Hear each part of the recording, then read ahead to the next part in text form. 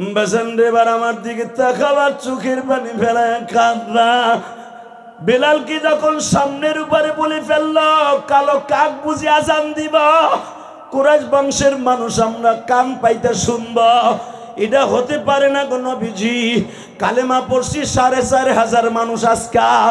আমি হলাম আবু জেহেলের ছোট ভাই, আপনি জানেন। নবী হিদায়েত পাইছি, ট্রেনিং জমা দেই নাই, অস্ত্র জমা দিছি। নবীজি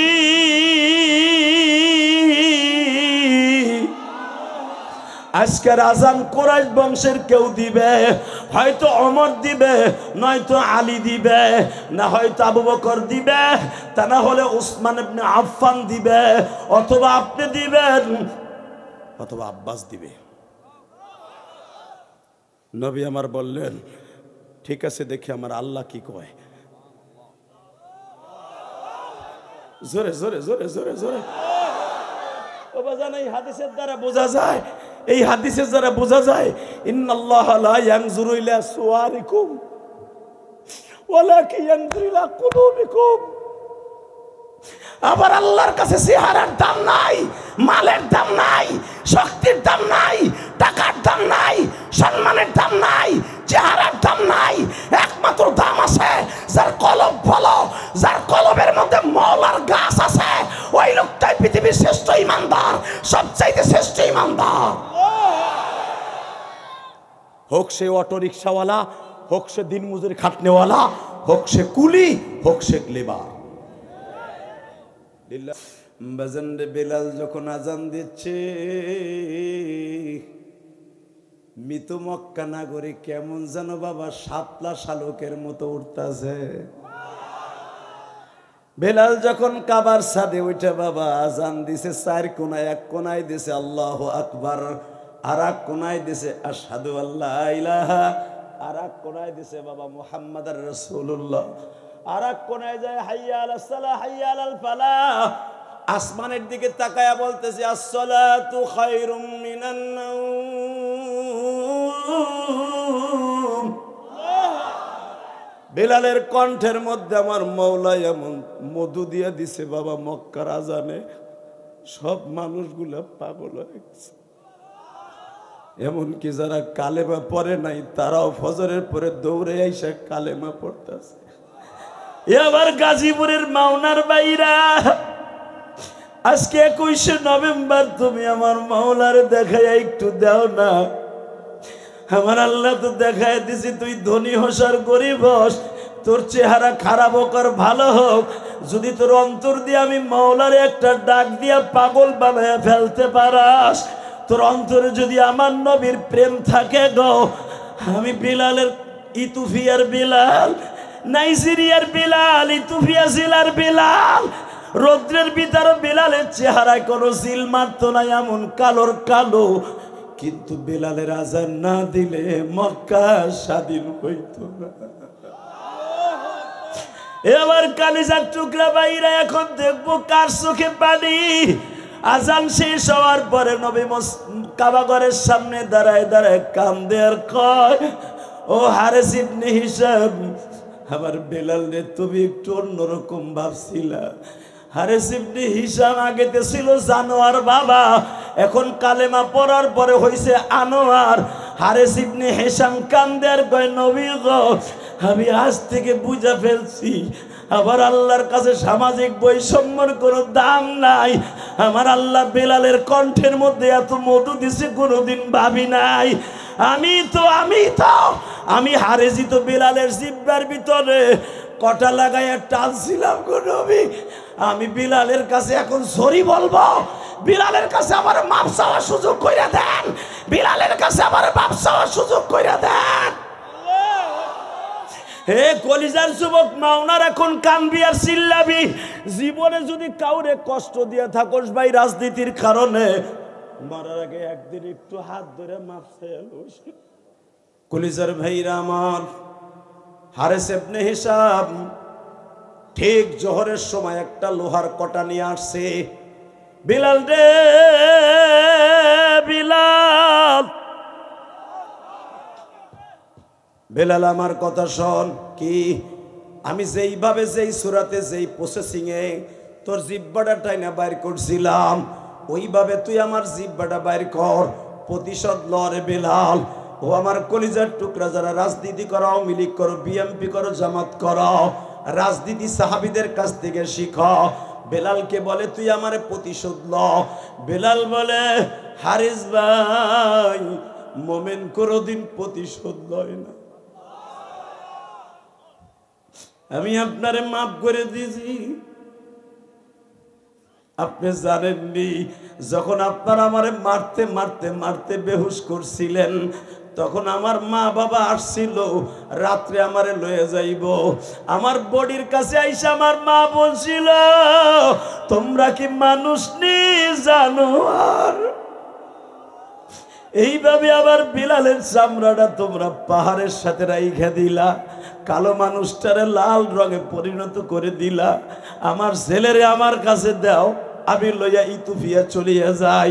ও আমার মাওনার কাজীপুরের কলিজার টুকরা ভাইরা, আজকে 21শে নভেম্বর তুমি আমার মাওলারে বুঝাইয়া কইবা, আমি তো দাদার ঘরে শুনছি মুসলমান, বাবার ঘরে শুনছি মুসলমান।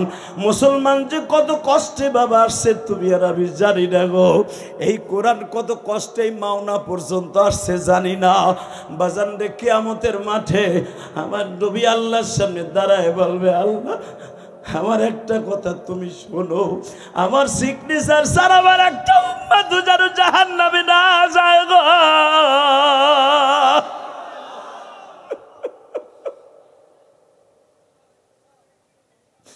আমার আল্লাহ বলবেন, নবী আপনারে তো আমি দুনিয়ায় থাকতে ওয়াদা করছি, আপনার সাথে ওয়াদা না দিয়া কোনো একটা উম্মত জাহান্নামে যাবে না। আল্লাহ আল্লাহ, তাহলে একটা কাজ করো, তুমি একটা কাজ করো। কি কাজ করব? তুমি একটা ওয়াজের আয়োজন করো। লিল্লাহে তাকবীর। ওই দেখো আশেকে রাসূলগুলা কেমনে চিল্লায় আর কান্দে। ভালো করে বুঝবা, ওই নবীর কলিজে আঘাত করে আজও পর্যন্ত কেউ টিকে থাকতে পারে নাই, থাকতে পারবে না, পারবে না, পারবে না, পারবে না। যুবক, এখন চিল্লাবি আর কানবি। কিয়ামতের মাঠে একজন আল্লাহর পাগল এরকম ওয়াজের মাঠে প্রায় 50 কোটি মানুষ ওই ওয়াজে আল্লাহর সামনে দাঁড়ায় থাকবে। লিল্লাহি তাকবীর। কেউ বলেন 50 বিলিয়ন মানুষ, সব উম্মতে মুহাম্মাদি, অন্য কোন নবীর উম্মত না। আল্লাহ একটা ওয়াজের আয়োজন করবে, এরকম এরকম চেয়ারে থাকবে সভাপতি আমার আল্লাহ বসা, এরকম বাম পাশের চেয়ারটা থাকবে আমার নবীজি, তার আল্লাহর ডাইন পাশের চেয়ারে থাকবে আদম নবী, নবীর বাম পাশের চেয়ারে থাকবে ইব্রাহিম নবী, এর পাশে থাকবে ইসমাইল নবী, ওই পাশে থাকবে ইসহাক নবী, তারপরে থাকবে ইদ্রিস নবী, তারপরে থাকবে দাউদ নবী, তারপরে সুলাইমান নবী, এরপরে মুসা নবী, এরপরে ঈসা নবী। দুনিয়ার সব নবীগুলা আমার আল্লাহর ডাইনে বামে থাকবে। শুধু একটা কথা বলবো, যেই রব আপনাকে আমাকে অত্যন্ত ভালোবেসে মায়া করে দয়া করে এই গভীর রাত পর্যন্ত বসায় রাখছে, ওই রবের ফজল ও করম ছাড়া বসতে পারি নাই। ঠিক না ঠিক? আমি আপনাদের সম্মুখে কোরআন শরীফ থেকে 3টা আয়াত আমার নবীর শানেই তেলাওয়াত করছি। একটা আয়াত মুসা আলাইহিস সালামের শানে তেলাওয়াত করছি। আমি আয়াতটা তেলাওয়াত করি, আয়াতের মাথা হাতে কিছু কথা বলে বিদায় নিব ইনশাআল্লাহ। আমি আয়াতটা যখন তেলাওয়াত করব, আপনার গায়ে যত শক্তি আছে, এটা কততম মাহফিল? তম ঠমলে নেই, তম নাই বলে, হয় ঠিক হয়েছে, তম নাই।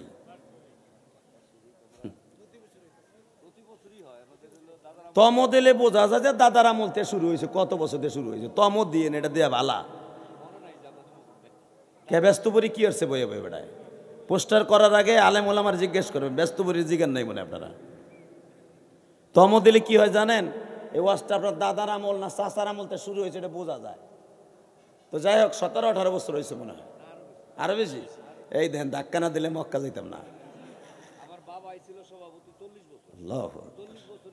তা কে জানি ভাত খাওয়ার সময় কইলে 17-18 বছর হয়েছে। ওইটা মনে আম গাছ নাই ওর বাড়ির দ্বারে, জিগায়ও নাই কমিটির যে কয় বছর ধরে হইতেছে। সবই ডাইল ডাইল, বোঝা শেষ। এনে পাড়া দিয়েই বুঝছি ডাইল ডাইল।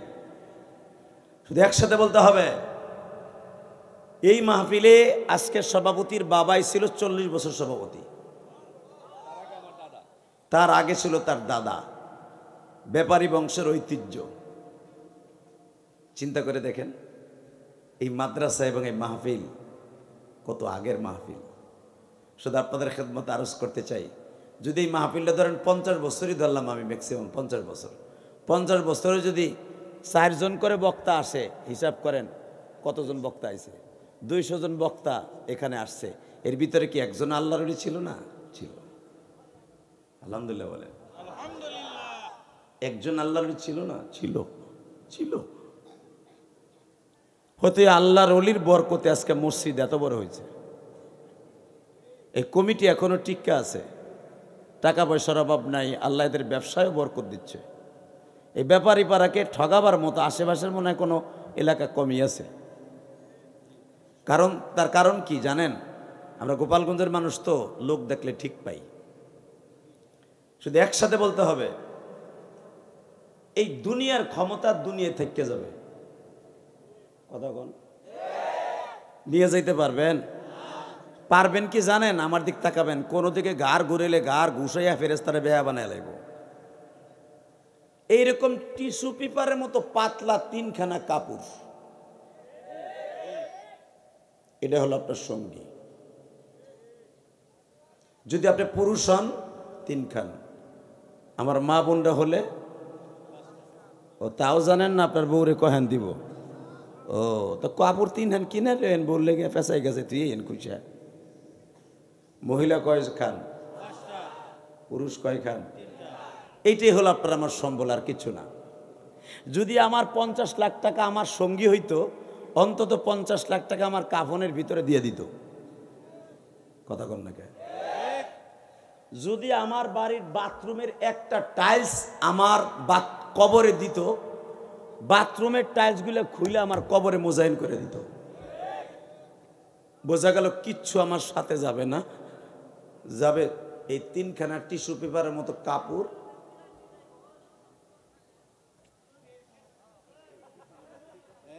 আর গালের মধ্যে কতগুলো টিস্যু দিয়ে ও আমারে বোল্ড আউট করে লেছে। বাপ রে বাপ, আর এই ব্যাপারী পারে মুয়াজ্জিন বানায় না কে? চিন্তা করছেন, মোটা চাউল তাই কইতেছ খারায় খারায়, তোর কপালে আছে মোটা চাউল, তুই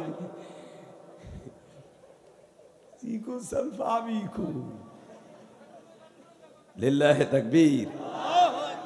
আল্লাহ কবুল করেন, যেরকম আমিন। আমি কোরআনের আয়াতটা তেলাওয়াত করব, আপনারা আমার সাথে আল্লাহু আকবার বলবেন। কেমন? আউযু বিল্লাহি মিনাশ শাইতানির রাজীম।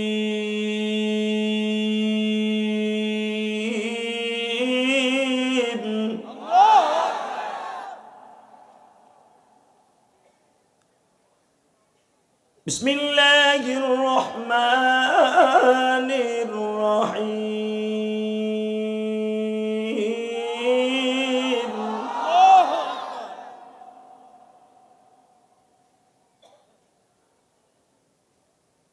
وآتينا موسى الكتاب وجعلناه هدى لبني إسرائيل ألا تتخذوا من دوني وكيلا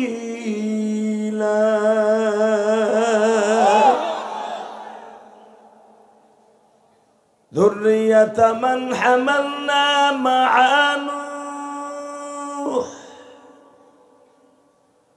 إنه كان عبدا شكورا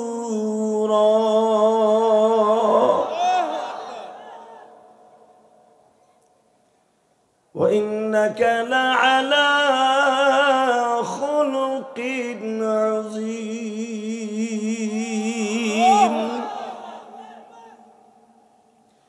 স্রষ্টার সৃষ্টিজীবের মধ্যে উৎকৃষ্টতম হলো মানুষ।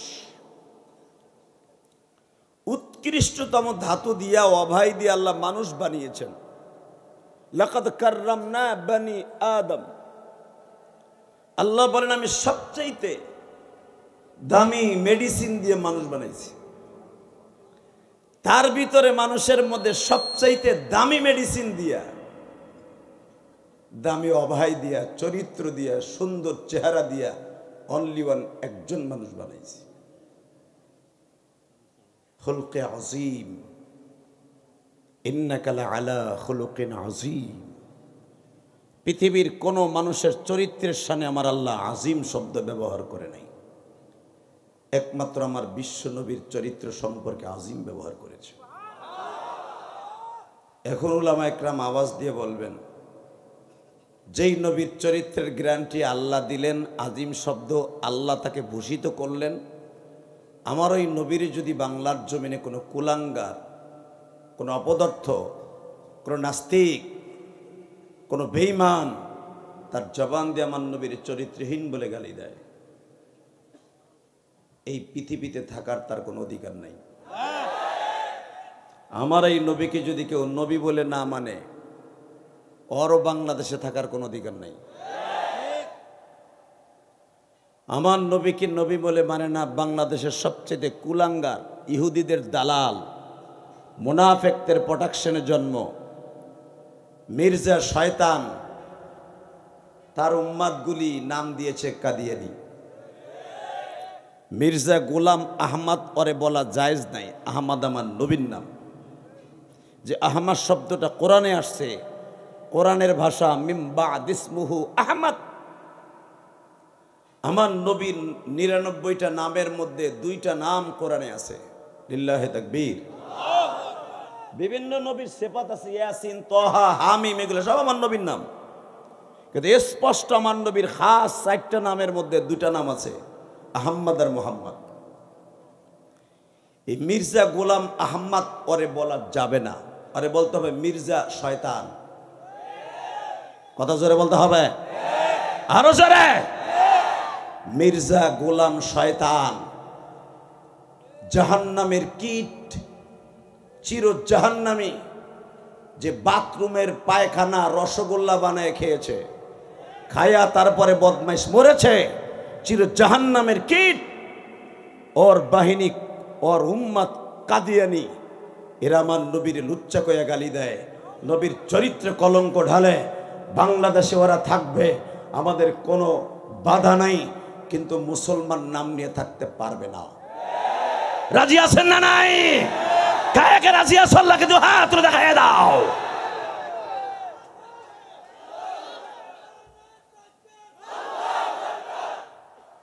কি চালান শেষ? তো ক কাদিয়ানি কাদিয়ানি ওটা তো কবি। হ্যাঁ, মাহফিলের মাঝখান দিয়ে একজন আলেম রেডি হন, নবীর পক্ষে যাদের স্লোগান এই জমিনে ভাসবে, কিয়ামত পর্যন্ত তোমার এই আওয়াজটা বাতাসে ভাসবে। কারণ যে যে কথা বলবে প্রত্যেকটা কথা কিয়ামত পর্যন্ত এই বাতাসে ভাসবে, তোমার এই আওয়াজও ভাসবে। দেখায় দিবা তোমার এই আওয়াজ ভাসতে ভাসতে ৬৫০০ কিলোমিটার দূরে বিশ্বনবীর রওজা পর্যন্ত যদি যায়, খোদার কসম করে বলছি, একদিন রাত্রে বিশ্বনবীর সাথে তোমার দেখা হয়ে যাবে। মির্জা গোলাম আহমদ কাদিয়ানী, এই জাহান্নামের কীটের উম্মতেরা যদি মুসলমান বলে দাবি করে, ওদের জুতা দিয়া অমুসলমান দাবিলে রাস্তায় থাকবো। কায়া কায়া রাজি আছো? আল্লাহকে দু হাত তুলে একবার দেখায় দাও।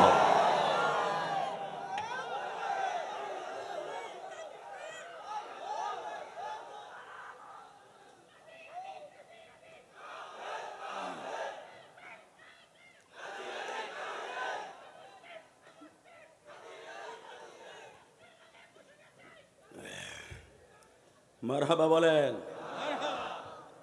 এই স্লোগান শুনে মুখে হাসি আইছে? যেটাই হাসছস অপেক্ষা কর, অটোর থেকে পইরা মাজার আড্ডি ভাঙ্গা ৩ মাস হাসপাতালে থাকবি।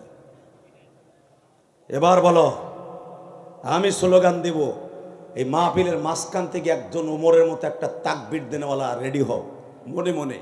এই যে বক্তা হইছি বেড়া, গাওহাটডাঙ্গা মাদ্রাসা ৯ বছর পড়ছি, আল্লামা শামসুল হক ফরিদপুরের কবর প্রতিদিন আসরের পরে জিয়ারত করতাম। এই বুকটা ভরা আল্লাহ ছাড়া ভয় পাই না। তোমরা জানো ফ্যাসিস্টের আমলে, আওয়ামী লীগের আমলে, যদি ওই পরিবারে বিয়ে করছি বেড়া, 17 বছর টুঙ্গি পারে ঢুকতে দেয় না আমারে। আমার জন্ম স্বাধীনতার পরে আমার কত রাজাকার কবার আগে হে কয় নাউজুবিল্লাহ, এইটুকুন গাই নাউজুবিল্লাহ। আর যে এমনি এমনি দিত ওইটার কি করতাম আলেমুল আমারে ধইরা লিল্লাহে তাকবীর। এই এবার আমার দিকে তাকাও, এই জমিন যার হুকুম চলবে তার।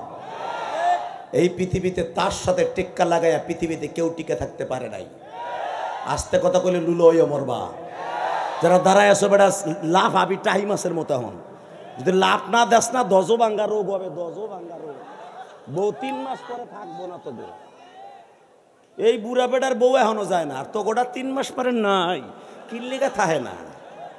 হ্যাঁ তাই না মুরগি। লিল্লাহে তাকবীর, নারায়ে তাকবীর, লিল্লাহে তাকবীর। এ কোন না কে লিল্লাহে তাকবীর। আল কোরআনের আলো সংসদে জ্বালো, আমার নেতা তোমার নেতা কাদিয়ানি কাদিয়ানি। এইবার আস্তে কইলে লুলো বাবা কাদিয়ানি কাদিয়ানি। এই বেটা হাত উঠা, কাদিয়ানি কাদিয়ানি। কাফের কাফের। সংসদে আইন চাই, নবীর পরে নবী নাই, নবীর পরে নবী নাই, নবীর পরে নবী নাই। এই সংসদে আইন চাই এটা তো মৌখিক বলি, আর আল্লাহ সংসদে হাজির হয়েছে আমার নবী, শেষ নবী। এই দুনিয়া বানাইবার 50,000 বছর আগে কোরআনকে আল্লাহ বাইতুল মামুরের ওয়ালে লিখে রেখে দিয়েছিলেন। আল্লাহ দেহ তো সুবহানাল্লাহ কারা আসতে কয় ওগো বাড়িঘর তুমি চিনো। আমি আবার বলছি, এই পৃথিবী বানাইবার 50,000 বছর আগে কোরআন শরীফ আমার আল্লাহর কথাগুলি বাইতুল মামুরের সাথে লিপিবদ্ধ করে আল্লাহ রেখে দিয়েছিলেন। তা না হলে আদম আলাইহিস সালাম যখন নামাজ পড়তে যাইতেন আদমকে বানাইবার পরে, ফেরেশতাদের কেবলা হলো বাইতুল মামুর, আর আপনার আমার মানুষের জিনের কেবলা হলো বাইতুল মুকাদ্দাস আর কাবাঘর। ফেরেশতারা যেইটাকে কেবলা বানায় নামাজ পড়ে, ফেরেশতারা কিন্তু মক্কা আর ফিলিস্তিন কেবলা বানায় নামাজ পড়ে না, তারা নামাজ পড়ে বাইতুল মামুর কেবলা বানায়। লিল্লাহি তাকবীর। আত-তুরি ওয়া কিতাবিম মাসতুর ফি রাক্কিম মানসুর আল বাইতুল মামুর। যে বাইতুল মামুরের কসম খাইছে আল্লাহ, ফেরেশতাদের কিবলার কসম দিয়ে বলছে আমার কোরআন সত্য, আমার নবী সত্য, সারা দুনিয়া সত্য, আমি রব সত্য, এই দুনিয়া ধ্বংস করবো এটাও সত্য। আজকে দেখো নাই 10 সেকেন্ড শুধু ভূমিকম্প দিছে, 10 সেকেন্ড বিল্ডিংগুলো কসুরের ট্যামের মতো নাচছে।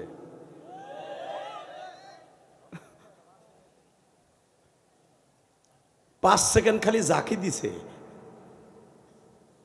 আর 5 সেকেন্ড শুধু ওইটা নিয়ন্ত্রণ আনতে লাগছে। বাবা ইজা শামসু কুব্বিরাত ওয়া ইজান নুজুমু কদারাত ওয়া ইদাল বিহারু সুজ্জিরাত ওয়া ইজান নুফুসু জুফিজাত আলিমাত নাফসুম মা কদ্দামাত ওয়া আখরাত। আল্লাহ বলেন বান্দারে, এই পৃথিবীর থেকে 13 লক্ষ গুণ বড় হলো সূর্যটা, 13 লক্ষ গুণ বড় ওই সূর্য। এই সূর্যটাকে আমি আল্লাহ ইজা শামসু কুব্বিরাত, সূর্যটারে আমি ভেঙে টুকরা টুকরা করে কয়েনের মতো, পয়সার কয়েনের মতো জমিনে ফেলব। সারা পৃথিবীতে যত পাহাড় দেখোস আল জিবাল আওতাদা, যেই পাহাড় দিয়ে আমি জমিনকে খুঁটা হিসাবে রেখে দিয়েছি, এই পাহাড়গুলো আমি তুলার মতো রাখব। আমি সেই রব, আমি সেই রব। জাবালে ওমর মক্কায় ভাঙার জন্য 1 বছর লাগছে, ছোট্ট একটা পাহাড় ভাঙতে 1 বছর লাগছে সৌদি গভর্নমেন্টের ডেনামাইট দিয়া। আর আমার মাবুদ কুল্লু মান আলাইহা ফান ওয়া ইয়াবকা ওয়াজহু রাব্বিকা যুল জালালি ওয়াল ইকরাম। খালাকাস সামাওয়াতি ওয়াল আরদি ফি সিত্তাতি আইয়াম। আমি দুনিয়া 6 দিনে বানাইছি, ধ্বংস করব 1 সেকেন্ডে। কে বলে? কে কে কে কে? জোরে বলো, কে কে কে? তাকাও এইদিকে। ওই আল্লাহ এখন আছে না নাই? জোরে, আরো জোরে। আছে? বিশ্বাস হয়? তাহলে রেডি হও। কোন সরকার কাদিয়ানি গো মুসলমান ঘোষণা দিক বা না দিক, আমরা গাজীপুরের মানুষ পণ করব আজকে। আমি আওয়ামী লীগ করি, বিএনপি করি, জামাত করি, জাতীয় পার্টি করি, হুজুর গোদল যেটা মন চায় সেটা করি, কিন্তু এক সুতায় বাধা থাকবে, কাদিয়ানি কাফের কাফের কাফের কাফের কাফের কাফের কাফের।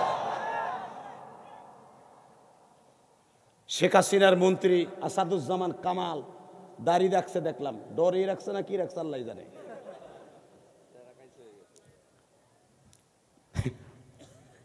কালো চেহারায় যখন দাড়ি সাদা ওঠে ভালাই লাগে।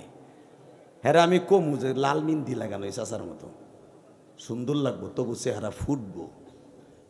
নামাজটা ঠিক মতো পড়েন, আকাম কুকাম তার কম কইরা যান নাই। নামাজটা পড়ে এখন তসবি একটা হাতে নিয়ে লাইফ এসে করবেন আমি কিন্তু তসবি ধরছি তসবি ধরছি তসবি ধরছি। কথা কর না কেন? বাসার এত শখ কে? আর কত বাঁচবেন আর কত মানুষের দিবেন? মরার চিন্তা নাই। এই পৃথিবীতে ক্ষমতায় টিকে থাকার জন্য বহুত চেষ্টা করছে পৃথিবীর সবচেয়ে বড় ডিক্টাচার, স্বৈরাচার, জালিম নমরুদ। 1700 বছর বাঁচছে এই শয়তান। 1700 বছর। তোমার আমার হায়াতে জিন্দিগি তুমি মাত্র 60 বছর। এর কোদনিতে ব্যাপারী পাড়ার লাশে। কথা কন না কেন? মাওনা শ্রীপুর যাইয়া লাডি একটা না কই আমার দল ক্ষমতায়। কথা কবি বাইরে দোকান সুদ্ধা তোরে বেহা বানাইলাম 60 বছরে। আর 17 বছর বাচ্চা শয়তান। 1700 বছর এই শয়তানের চেহারা ছিল আপনারা সূরা ফিলের আলোকে দেখবেন। আলাম তারা কাইফা ফাআলা রাব্বুকা বিআসহাবিল ফিল। এই সূরার আলোকে ফেরাউনের কথা, সাদ্দাতের কথা, আব্রাহার কথা লিখতে যেয়ে নমরুদের কথাও এখানে আছে। যারা কোরআন বিরোধী, আল্লাহ বিরোধী, নবী বিরোধী, ইসলাম বিরোধী, তাদের পরিণতি এরকমই হয়। কথা কন না কেন? আল্লাহ যদি কাউরে দুনিয়া আনার ডিসিশন নেয়, আমি ওরে দিয়ে আমার খেলাফত কায়েম করব।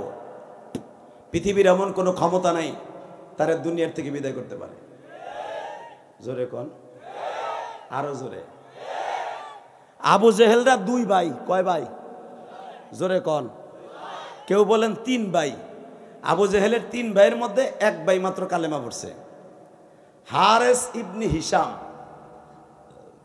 আবু জেহেল ইবনে হিশাম, তারপরে হলো উসাইর ইবনে হিশাম। ওরা 3 ভাই। তো হারেস ইবনে হিশাম হলো কালেমা পড়ছে, আর আবু জেহেলের বড় ছেলে ইকরামা সে কালেমা পড়ছে। আমি আর ওয়াজি করুন। আল্লাহুম্মা আমিন।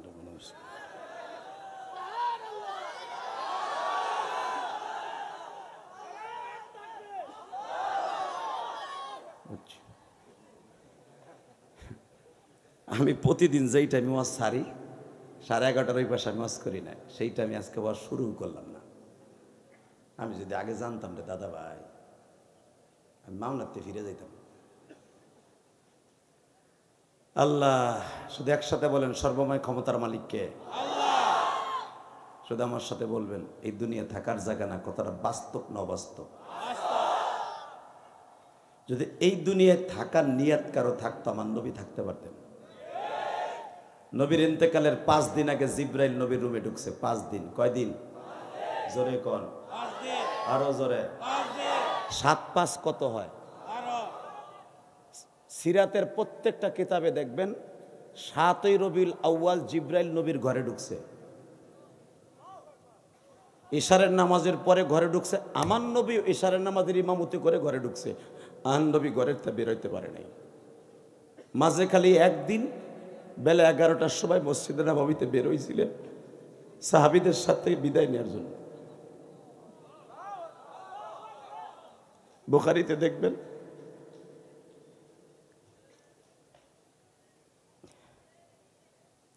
দশই রবিউল আউয়াল আমার নবী চারজন সাহাবীর কাঁধে ভর দিয়ে মসজিদে নববীর প্রথম মেম্বারের নিচে বসছিলেন। সাহাবা একরাম ভাবছিলেন নবী 11টার সময় আসছে, আমরা আজানটা খুব তাড়াতাড়ি দিয়ে অন্তত জোহরের নামাজটা নবীর পিছনে পড়ি,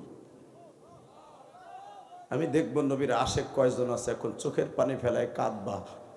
এই কোরআন হাতে নিয়ে বলছি, জীবনে কোনো একটা দিন যদি আমার নবীর কথা শুনে কারো চোখে পানি আসে, ওই মানুষটা কোনোদিন জাহান্নামের আগুনে জ্বলবে না। ওই মানুষটা ওই চোখ দিয়ে আমার নবীরে না দেখাইয়া মাওলাই কারিম আপনারে কবরে ডাক দিবে না। আর নবীরে জীবনে একবার যদি কেউ দেখতে পারেন, খোদার কসম, জান্নাত ওয়াজিব, জান্নাত ওয়াজিব, জান্নাত ওয়াজিব, জান্নাত ওয়াজিব। নবীরে দেখলেই জান্নাত ওয়াজিব হবে তা নয়, বাসর থেকে ঈমান হোনা। আবু জেহেল কত কোটি বার নবীরে দেখছে, এই জন্য কি ওর জন্য জান্নাত ওয়াজিব না? উতবা সাহেবা নবীরে কত দেখছে, গলায় গামছা দিয়ে টানছে, দইরা চটচট করে থাবুর মারছে, অপমান করছে। নবীর গার বাবরে এইখানে চুল ধরে টান দিছে যেন ব্যথা পায়, ও যেন মক্কায় না ঢুকতে পারে। নবী হাসি মুখে চাচার হাতটা ছড়াই দিয়ে কয়, আমার চুল টানতে খুব মজা লাগে, আনা ইবনে আব্দুল্লাহ, আনা মুহাম্মদ রাসূলুল্লাহ, আমি আব্দুল্লাহর পোলা, আমার মারতে খুব মজা লাগে, মারেন মারেন। এমন একদিন আইব ওই ভাতিজার লাগে আপনার আফসোস করবেন। আমি দেখবো আমার নবীর কথা শুনে কে এখন কান্দে। এই তোমরা চেয়ার দূরে সরাও, তোমার পিছনে বুনপি বয়ে রয়েছে, উপরে বয়ে রয়েছে তোমরা। যদি এই পৃথিবীতে থাকার নিয়ত করতেন, একজন মানুষ থাকতে পারতেন, ওয়া ইন্নাকা লাআলা খুলুকিন আযীম, ওয়া ইন্নাকা লাআলা খুলুকিন আযীম। পৃথিবীর কোন নবীর চরিত্রের গ্যারান্টি আল্লাহ দেয় না, একজন মাত্র নবীর চরিত্রের গ্যারান্টি দিয়েছে। আজকে কাদিয়ানির গোষ্ঠী মির্জা গোলাম আহমদ, মির্জা গোলাম শয়তান, ও আমার নবীরে বলে নবী মুহাম্মদ ছিল একটা লুচ্চা, নবী মুহাম্মদ ছিল নারী লোভী। এই জন্য আল্লাহ আমাকে মুহাম্মাদের জায়গায় মির্জা গোলাম আহমদ দিয়া আমি নবী। আরে মির্জা, তুই যদি তোর কপাল ভালো, ডিজিটাল দেখে তুই বাইসা নাই, তুই যদি বাইসা থাকতি গাজীপুরের পোলাপানি তোর জাগায় পিছনের রাস্তা দিয়ে নারী বুড়ি বাইর করে তো পারাইয়া কি দিতি না যুবক, দিতি না, দিতি না, দিতি না, কে কি দিতি দেখে আল্লাহ হাত উঁচা করে দেখাই দেবে না।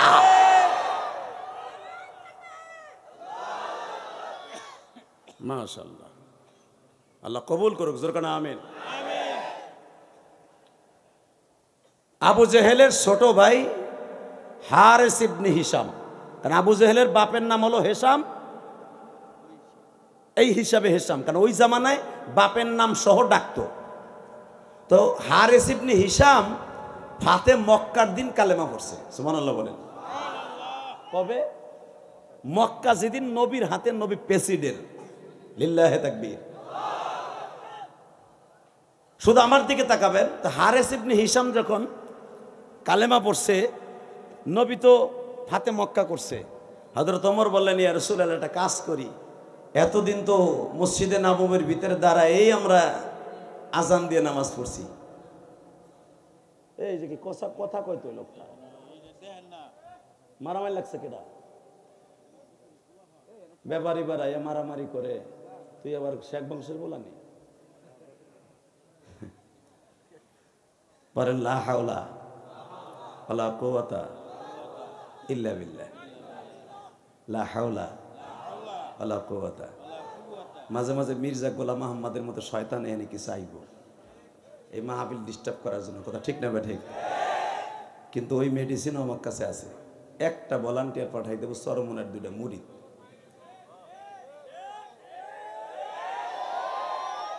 চরমনের মুরিদ গুলো যে কি করা জিনিস রে ভাই, 2টা লাঠি থাকলে পুলিশ ফেল।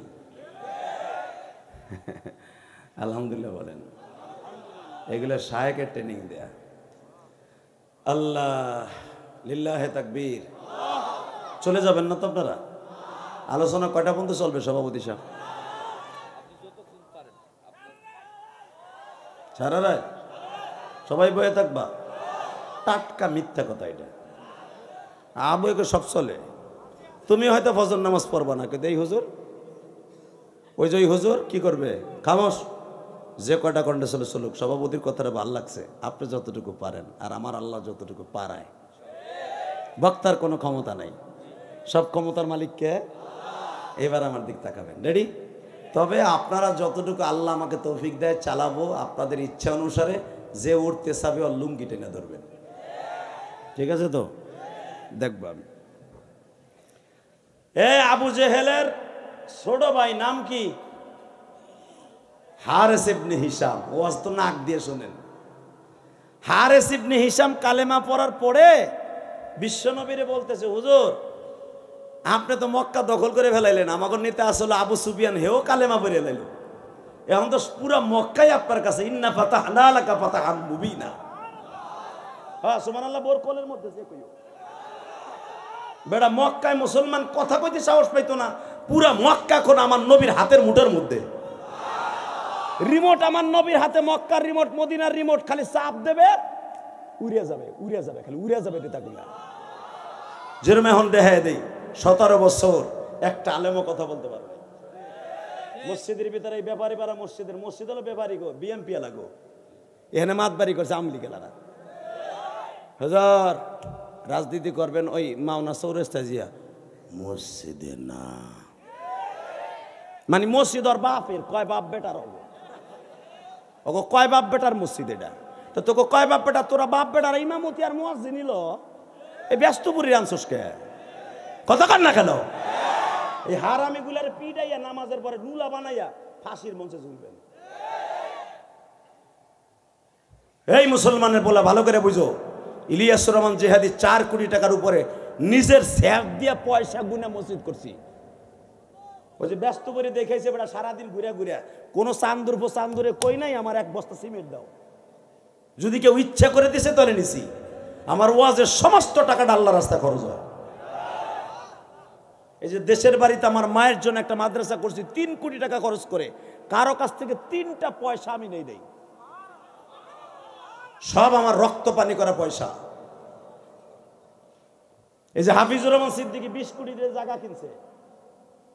তোমার যদি কই, ওই সভাপতিরও কই, আপনার 10,000 টাকা পাঠাই দেন বেড়ায় সিমেন্ট কিনবো। এই যে আমার মসজিদে 3 তলার কাজ চলতেছে, যদি কই 50,000 টাকা দেন, 32 লাখ টাকা লাগবো। বুঝলে আমার মসজিদে টাইলস লাগাইতে পারতাছি না। কথা কন না কেন? মনে রাখতে হবে, আলেম ওলামার সমালোচনা করা যায়, কিন্তু তাদের পিছনে ঘুরে দেখবা ওরা করে কি টাকা দিয়ে। কষ্ট হইতেছে। কয়েকদিন আগে কিং খান, শাকিব খান একটা হোটেল উদ্বোধন করে 20 মিনিটে 35 লক্ষ টাকা নিল। ওইটা তোমার দাদা ভাল লাগছে? শুধু একসাথে বলতে হবে, সর্বময় ক্ষমতার মালিক কে? আলেম ওলামার দিকে যারা কেনায়াতার নজরে, হেকারাতের নজরে, ঘৃণার চোখে তাকাবে, ওদের চোখ দুইটা আল্লাহ মরার আগে টেরা করে দিবে। ওর আলেমের দিকে তাকাইতে পারবে না, ওর ঘাটটা বেঁকা করে আল্লাহ দিবে, ওর জবান দিয়ে কালেমা নসিব হবে না। রেডি? রেডি? তো হারেস ইবনে হিশাম আবু জেহেলের ছোট ভাই, কারণ বাপ তো এক, ভাই নয় 2। কারণ আবু জেহেল তো হিশামের পোলা, হারেসও হিশামের পোলা। রক্ত তো একটু তেরা থাকবই। যে ছিল মক্কার সবচেয়ে বড় শয়তান। হে কয়, নবী পুরা মক্কাই তো আপনার হাতে, এখন আপনার সামনে থেকে কথা বলার মতো কেউ নাই। একটা কথা কই, কন কন। আপনি তো মক্কার সেকেন্ড নেতা, কন। আপনি মক্কার কাবা ঘরে দাঁড়ায় আজান দেন, যেই আজানের জন্য আপনি 550 কিলোমিটার রাস্তা অতিক্রম করে এই দেশে আসছেন মক্কায়। আজান দিলে সব মানুষগুলা, যে 4,500 মানুষ আজকে কালেমা পড়ছে, আরো বেশি মানুষ দলে দলে ইদা যা আনাসরুল্লাহি ওয়াল ফাতহ ওয়া রাআইতান নাস ইয়াদখুলুনা ফি দীনিল্লাহি আফওয়াজা, দলে দলে আরো কালেমা পড়ে মুসলমান হবে। আমার নবী বললেন, তাহলে আপনারা সিদ্ধান্ত দেন, আজান কে দেবে? দেখেন রক্তের একটা বেহার ঠেলাটা কি। সে সাহাবী, এখন তার সম্পর্কে কিছু বলবো না, কারণ সে জান্নাতি। সামাজিক বৈষম্য দেখেন কত মানুষকে নষ্ট করে দেয়। যখন মুজাকারায় নবী বসছে, দাওয়াত তাবলীগেলারা দেখবেন সকালবেলা নাস্তা করতে বইলেও দুপুরে কি দিয়ে ভাত খাইব আগে মোজাকারা করে, ভাই কয় টাকা ধরলে খাওয়ান আজকে ভালো হইব, কেউ 20 টাকা, কেউ 18 টাকা, কেউ 15 টাকা। বলার পরে আমির সাহেব বলে দে, ভাই বাজারে যে দাম তরকারির 15 টাকা করেই ধরি। কথা আসতে কইেন না, মোজাকারা করে না? এই মোজাকারা আমার নবীর থেকে শেখা। আমার আল্লাহ কোনো পরামর্শ ছাড়া কাজ করে নাই, নবীও পরামর্শ ছাড়া কাজ করে নাই। নবী জিজ্ঞেস করতেছে আজান আজকে কে দিবে? মক্কার ছাদে দাঁড়ায় আজান কে দিবে কোন? পট করে হিসাম ইবনে হারেস ইবনে হিসাম বলতেছে আজকের আজানটা আলী দিবে। আল্লাহ আকবার জোরে কোন, হার্টের রোগ ভালো হয়ে যাবে। যুবক, জীবনে এমন একটা জিনিস পাবি সারা জীবন ভালো থাকবি, সেই জিনিসটা হলো বউ। যার ঘর সুন্দর আর দুনিয়া সুন্দর, জোরে কন। ওই সভাপতি যে কোটি টাকার মালিক হোক, রাইতে একটার সময় যদি যাই দেখে বউ কোল বালিশটা আর এক দিক দিয়ে মোবাইল চেপতেছে, যদি কয় বিউটির মা এক কাপ চা দে বানাই খা, কথা কন না কে? এই কথা বললে তখন বেটার হাত খালি শুলাবে, যার কোন জায়গায় দিমু কোন জায়গায় দিমু, কথা কন না কেন? বাজান, এই জন্য বিশ্ব নবী বললেন বিবি হলো জান্নাতের নেয়ামত। যার ঘরের বিবি সুন্দর বাবা, আর দুনিয়ায় সুন্দর। একটা প্রবাসী 17 বছর 18 বছর পরবার জীবন কাটাইয়া দেশে আইসা দেখে আমার বউ আমার টাকা লই আমার মামাতো ভাই লাগে, কথা কন না কে? এত দামি দিয়ে আল্লাহর বান্দা একটা 35,000 টাকা দিয়া মোবাইল পাঠাইছে, বিবির সাথে একটু ইমুতে কথা কবে। প্রবাসীর কপালে এতই পোড়া বাবা, সারাদিনই তো একটু সুযোগ পায় না। রাত 8টা 10টা যদি সৌদি আরবের হয়, এই দেশের হবে 12টা বাবা। ওই সময় তো নবাবজাদি হাউরির মাইয়া আর এক বেডার লাগে টিকটক করতেছে দিয়া, কথা আসতে কইলে বউ হয়ে মরবা। বেডার পাঠানো মোবাইল দিয়ে টিকটক করে আর এক দামরার লগে মরবা না?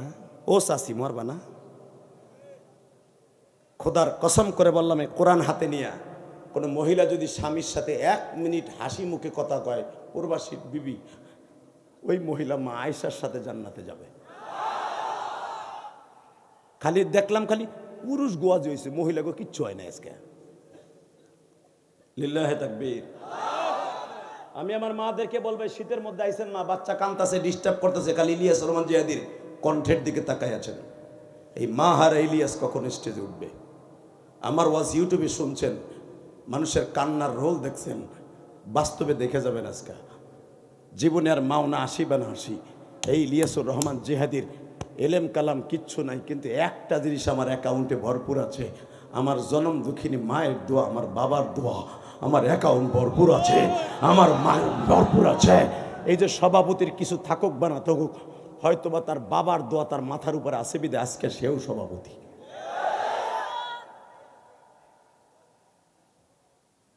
পৃথিবীতে বাবা মায়ের দোয়া ছাড়া কেউ এমপি হতে পারে নাই, কেউ মন্ত্রী হতে পারে নাই, কেউ আলেম হতে পারে নাই। যুবক, তোমরা যারা দুনিয়ায় বড় হইতে চাও, মা বাবার দোয়া নিয়ে বড় হইও। আল্লাহু আকবার, জোরে কও তো। বাজান এবার আমার দিকে তাকাও, নবী আমার মুজাকারা করতেছে আজকের আজান কে দিবে। মসজিদে নববীর মুয়াজ্জিন তো বিলাল,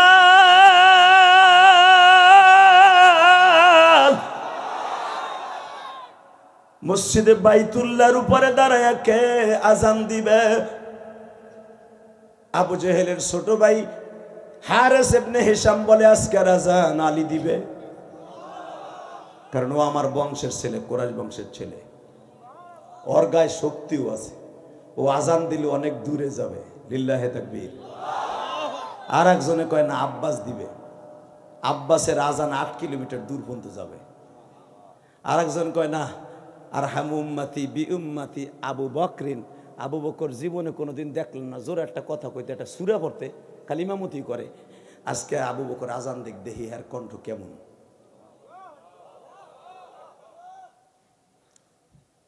আর একজন কয় শোনেন, সব জাগো নাম কইছেন, প্রত্যেকের নিয়ে ইখতিলাফ আছে সমাজে, এই মক্কায় একজনের নিয়ে কোনো ইখতিলাফ নাই, তার পয়সা খায় নাই এমন কোনো মানুষ এই মক্কা বাক্কায় নাই, তার নাম ওসমান গনি।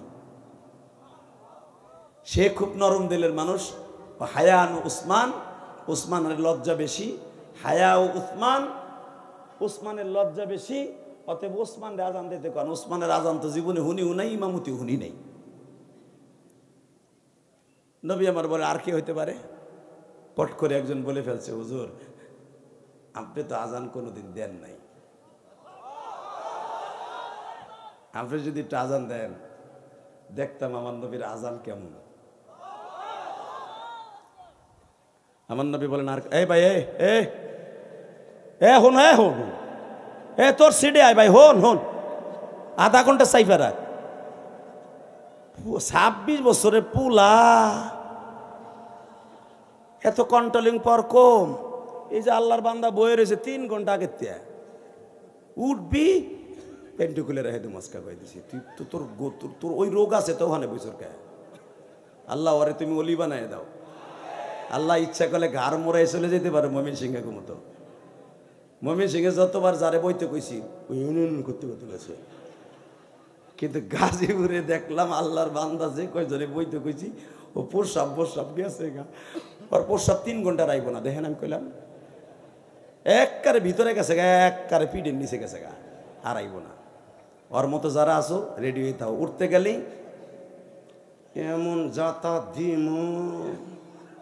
গাজীপুর 2013 সালে ওয়াজ করছিলাম সূরা ইউসুফের তাফসীর। এই যে গাজীপুর জয়দেবপুর ছিলেন না, এরপর আর গাজীপুরে আসি নাই। 13 সালে ওয়াজ করার পরে আমি সূরা ইউসুফের তাফসীর করতেছি হুজুর। তা আমার তো ওঠা বসা করলে ভালো লাগে না, এটা আমার আজ থেকে আরো 15-20 বছর আগের থেকেই। তা আমি বলছি যত সময় চান তত সময় ওয়াজ করবো, শর্ত একটা যে উঠবে লুঙ্গি টেনে ধরবেন। তো এত লোক হয়েছিল না, লোক অর্ধেক হবে। সূরা ইউসুফের তাফসীর খুব মজাদার সূরা। তো কেবল ইউসুফরে কুয়ার মধ্যে তার বাইরে ফেলাইতে হয়ে গেছে, আমি কেবল মালিক ইবনে আউজ রে দিয়ে উড়াইতেছি বালতি দিয়া। এর ভিতরেই দেখি একজন উঠে আটা দিছে। আমি কইছি দর সেহার লুঙ্গিটাই না, ইন্ডিয়ান পলিস্টার লুঙ্গি গেছে ছাতা খুইলা, পাঞ্জাবি না থাকলে তো বর্ডার মর্ডার সবই গেছিল গা বাইরিয়া। কি যে বিপদে পড়লাম রে বাবা। বুড়ে হ্যাঁ টাই না বসাই হেলাইছে ওরে, ও এমনি ধরে রাখতে না বহাই হেলাইছে। উডলিকা লিল্লাহে তাকবীর, বাস্তব ঘটনা আপনাকে গাজীপুর। তো যখন আমি ও বইয়া পড়ছে, ওর বহা দেখে সব ঠিক হয়ে গেছে।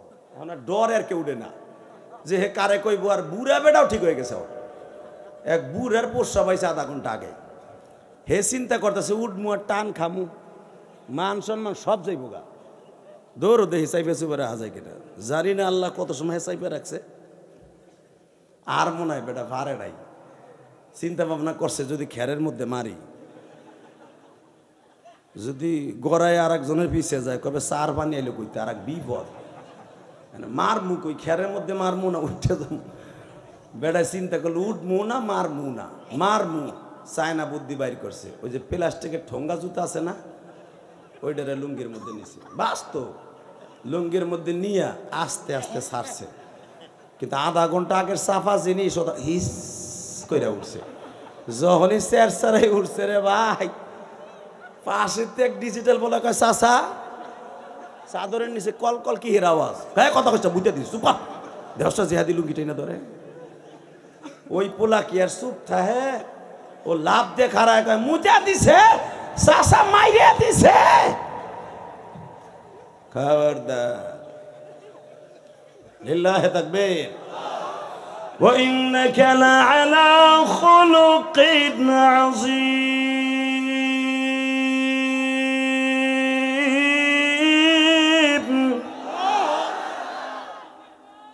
পৃথিবীর স্রষ্টার মধ্যে সৃষ্টিজীবের মধ্যে চরিত্র খুলকে আজিম একজন মাত্র, সে হলো আমার বিশ্ব নবী। নবীজি আপনি আজানটা দেন, ভাল লাগবো। এখন কানবেন, বহুত হাসছেন, কারো চোখে এখন কান্না ছাড়া হাসি থাকবে না। আমার নবী বললেন আমার আপনার আজান দিতে কন। আমার মুয়াজ্জিন এই 6-7 বছর ধরে আজান দিতেছে, পরে বাদ দিয়ে আমি ইমাম সাহেব কেমনি আজান দিই। বেলাল আজান না দিলে আমার ঘুম ভাগে না, বেলাল আসসালাতু খায়রুম মিনান নাম না করলে আমি নামাজে আসি না। অতএব আজকের আজান বেলালই দিবে।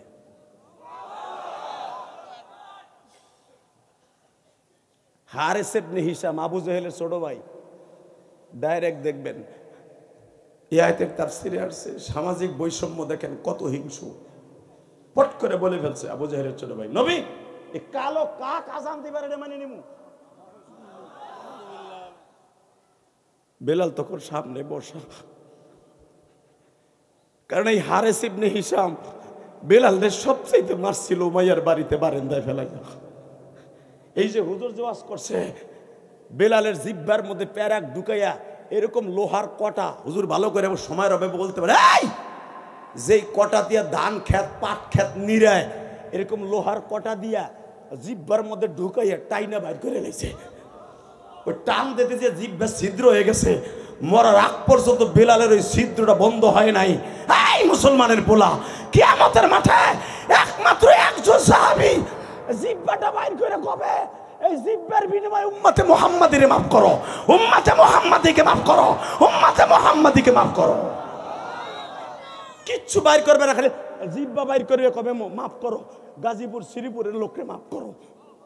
ওরা আমার কথা শুনে কাঁদছিল। আমি দেখবো এবার কার চোখে পানি। বেসেন্দ্র এবার আমার দিকে তাকাবার চোখের পানি ফেলায় কাঁদনা। বেলালকে যখন সামনের উপরে বলে ফেলল কালো কাক বুঝি আজান দিব, কুরাইশ বংশের মানুষ আমরা কান পাইতে শুনব, এটা হতে পারে না গো নবীজি।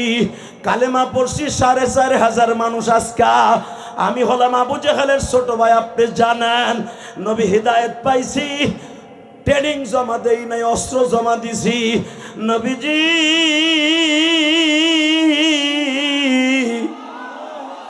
আজকের আজান কুরাইশ বংশের কেউ দিবে, হয়তো ওমর দিবে, নয়তো আলী দিবে, না হয়তো আবু বকর দিবে, তা না হলে উসমান ইবনে আফফান দিবে, অথবা আপনি দিবেন, অথবা আব্বাস দিবে।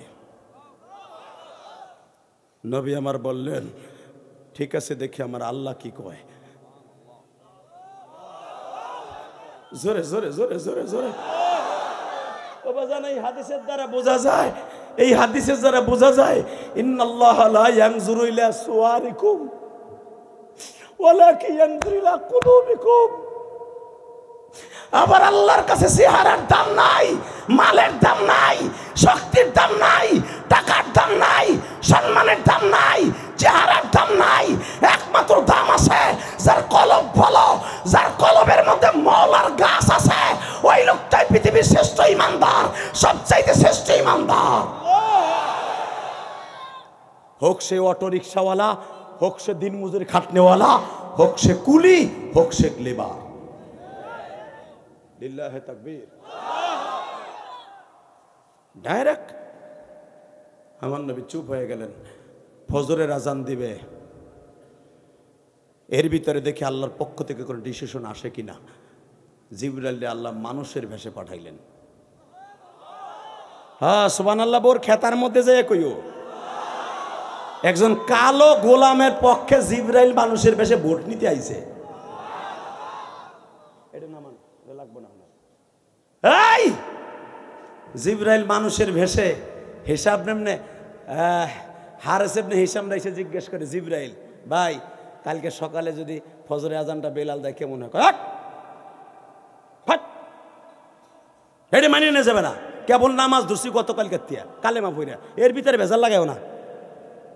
আমরা চাইতেছি নবীর আজান শুনে নামাজটা পড়বো ফজরের। এক এক করে সবার কাছে গেছে, এমনকি আবু বকরের কাছেও গেছে। আপনারা জানেন লম্বা চওড়া হাদিস। আবু বকর বলে, ভাই রে সিদ্ধান্ত দিয়েছে আমার নবী, আজান দেবে বেলাল। গেছে আবু সুফিয়ানের কাছে, যে হলো মক্কার গতকালকে প্রেসিডেন্ট ছিল, আজকে নবীর উম্মাত, আবার নবীর শ্বশুর। লিল্লাহি তাকবীর। আবু সুফিয়ান কিন্তু আমার নবীর শ্বশুর, 6 নাম্বার শ্বশুর মেয়া। আবু সুফিয়ানের মেয়ের নাম হলো মা উম্মে হাবিবা, যে ছিল বিশ্ব সুন্দরী, মক্কার বড় প্রেসিডেন্টের মেয়ে। পৃথিবীর শ্রেষ্ঠ প্রেসিডেন্টের সাথে বিয়ে হয়েছে। বাবার কপালে টেক্কা মাইরা নবীর কাছে যে মদিনায় যে উম্মে হাবিবা বিয়ে পড়ছে। এটা আনাদার সাবজেক্ট, আজকে না রাখদিন। এই মুসলমানের পোলা বিশ্বনবী বয়ে রয়েছে চুপচাপ। ফজর আজান হবে, ফজর আজান হবে, কে দিবে কে দিবে। হঠাৎ করে আবু সুফিয়ানের বাইতে যে জিবরাইল জিগায়, আপনি তো কালেমা পড়ছেন না? হ্যাঁ। আজানটা কে দিলি ভালো হয়? একবার দেন। জ্ঞানী মানুষের কি সুন্দর জ্ঞান। একবার চেহারার দিক চায় আর একবার পার দিক চায়। চায় কয়, আমি জানি বেলালের পক্ষে ভোট নিতে যে আসতে পারে, এইভাবে মহল্লা মহল্লা ঘুরতে পারে, সে জিবরাইল ছাড়া আর কেউ না।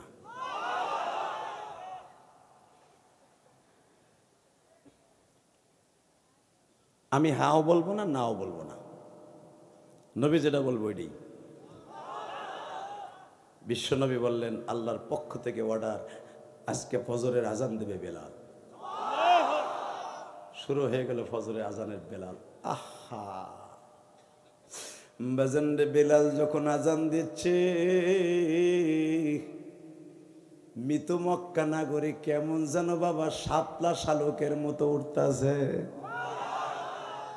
বেলাল যখন কাবার ছাদে উঠে বাবা আজান দিছে, চার কোনায়, এক কোনায় দিছে আল্লাহু আকবার, আর এক কোনায় দিছে আশহাদু আল্লা ইলাহা, আর এক কোনায় দিছে বাবা মুহাম্মাদুর রাসূলুল্লাহ, আর এক কোনায় যায় হাইয়া আলাস সালাহ হাইয়া আলাল ফালাহ।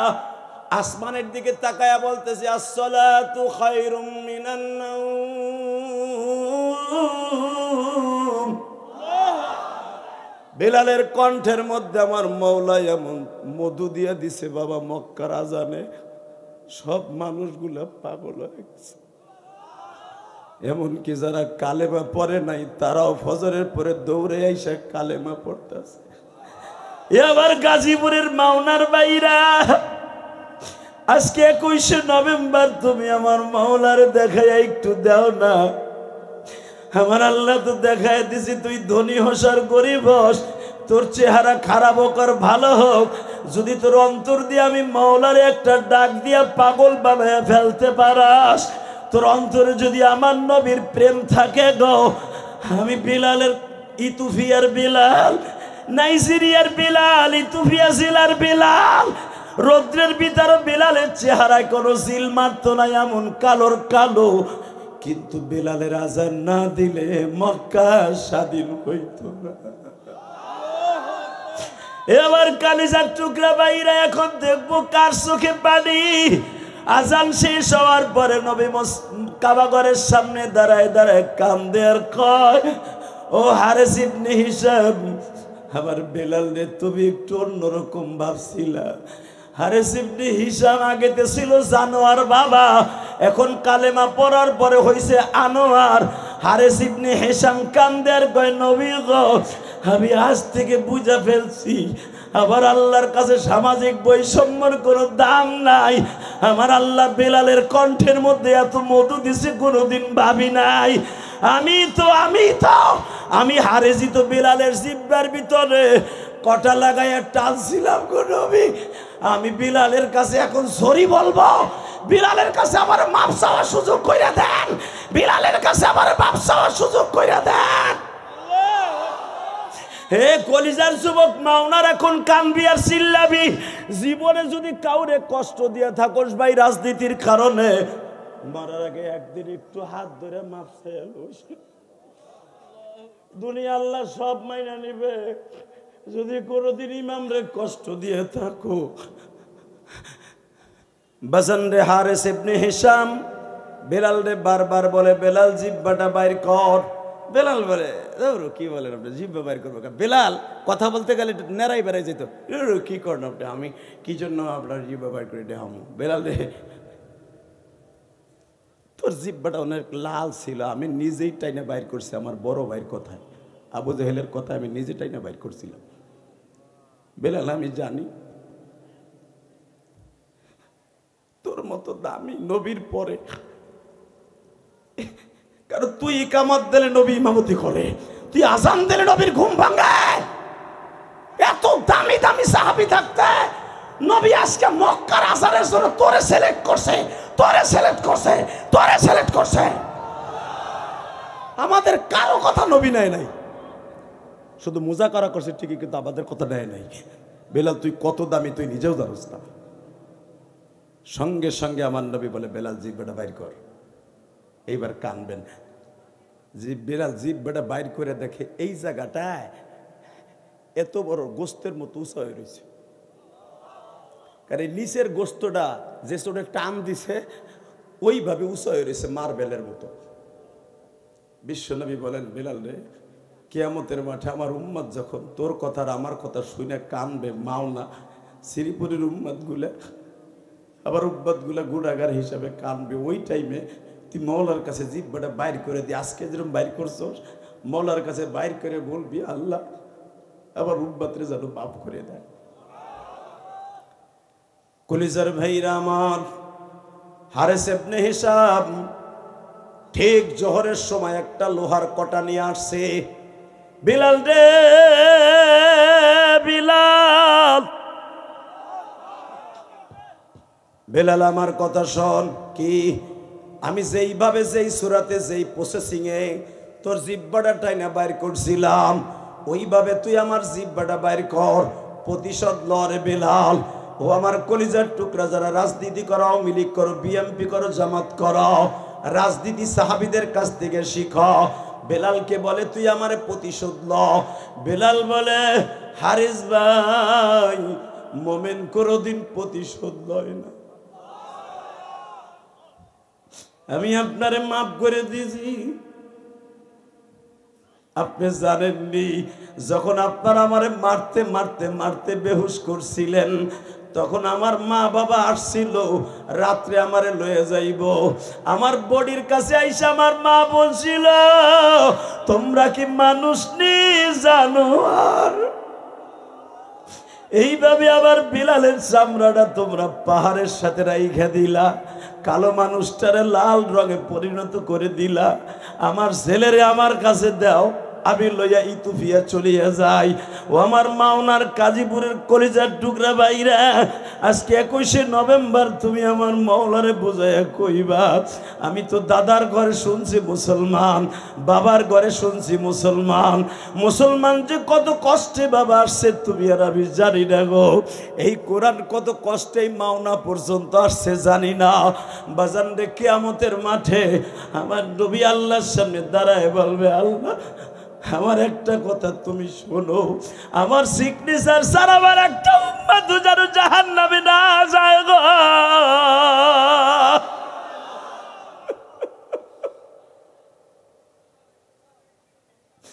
আমার আল্লাহ বলবেন নবী আপনারে তো আমি দুনিয়ায় থাকতে ওয়াদা করছি, আপনার সাথে ওয়াদা না দিয়া কোনো একটা উম্মত জাহান্নামে যাবে না।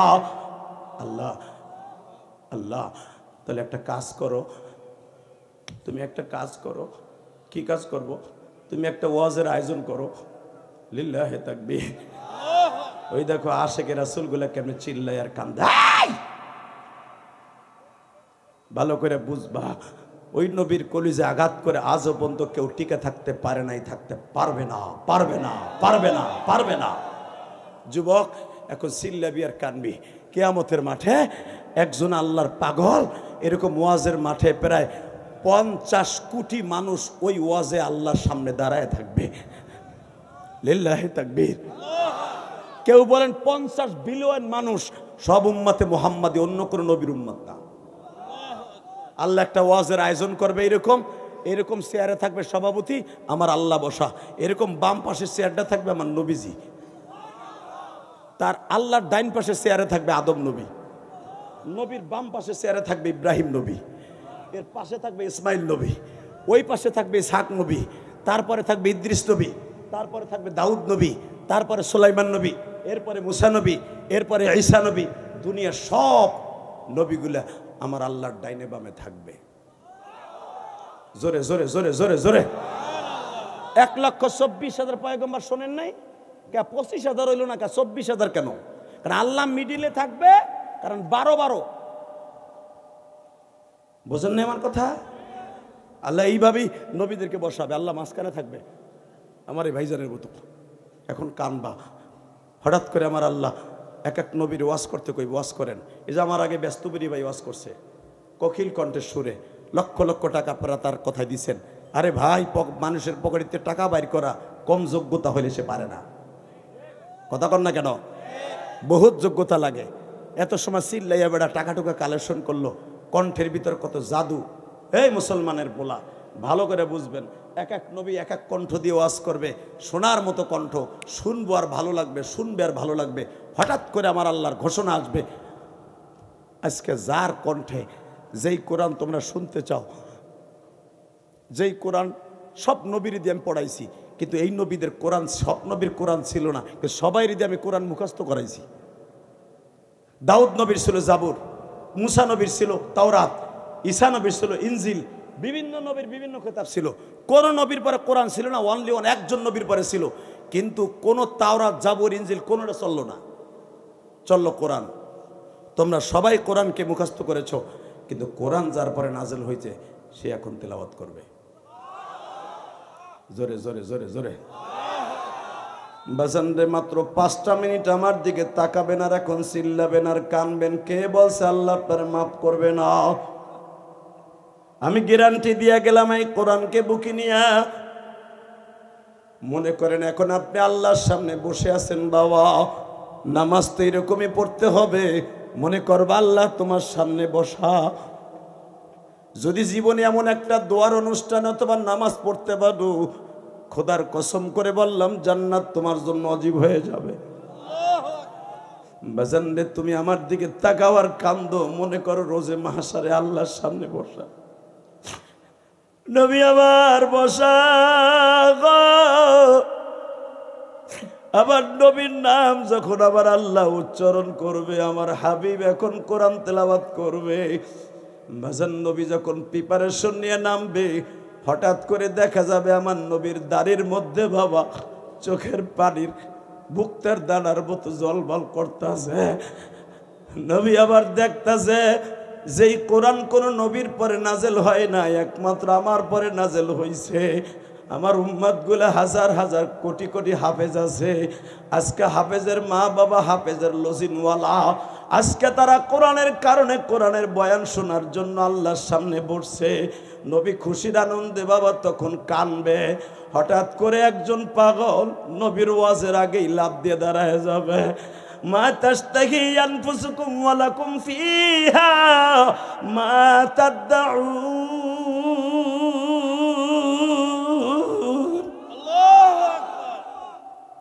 আল্লাহ, তুমি না কইছো কিয়ামতের মাঠে যা চাবো তাই পাবো।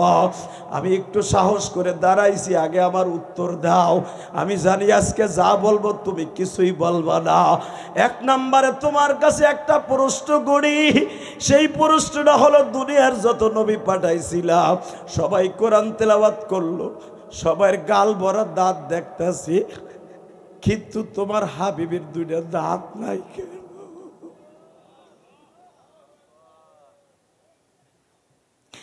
তোমার হাবিবের দাঁত কই গো মালিক?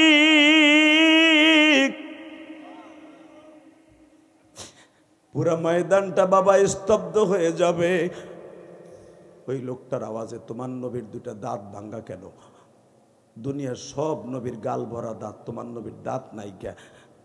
একজন লোক পাশের থেকে লাফ দিয়ে বলবে, এই জন্যই তো বিশ্ব নবী তার মৃত্যুর সময়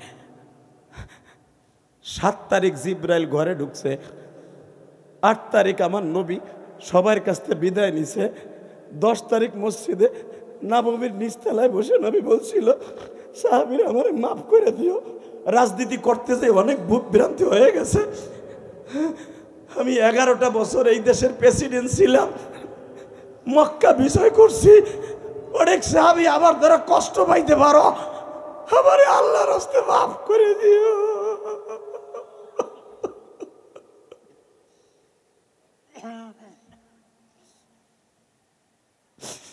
আমি আমার জীবনে কোনোদিন ঘরে বসে নামাজ পড়ি নাই।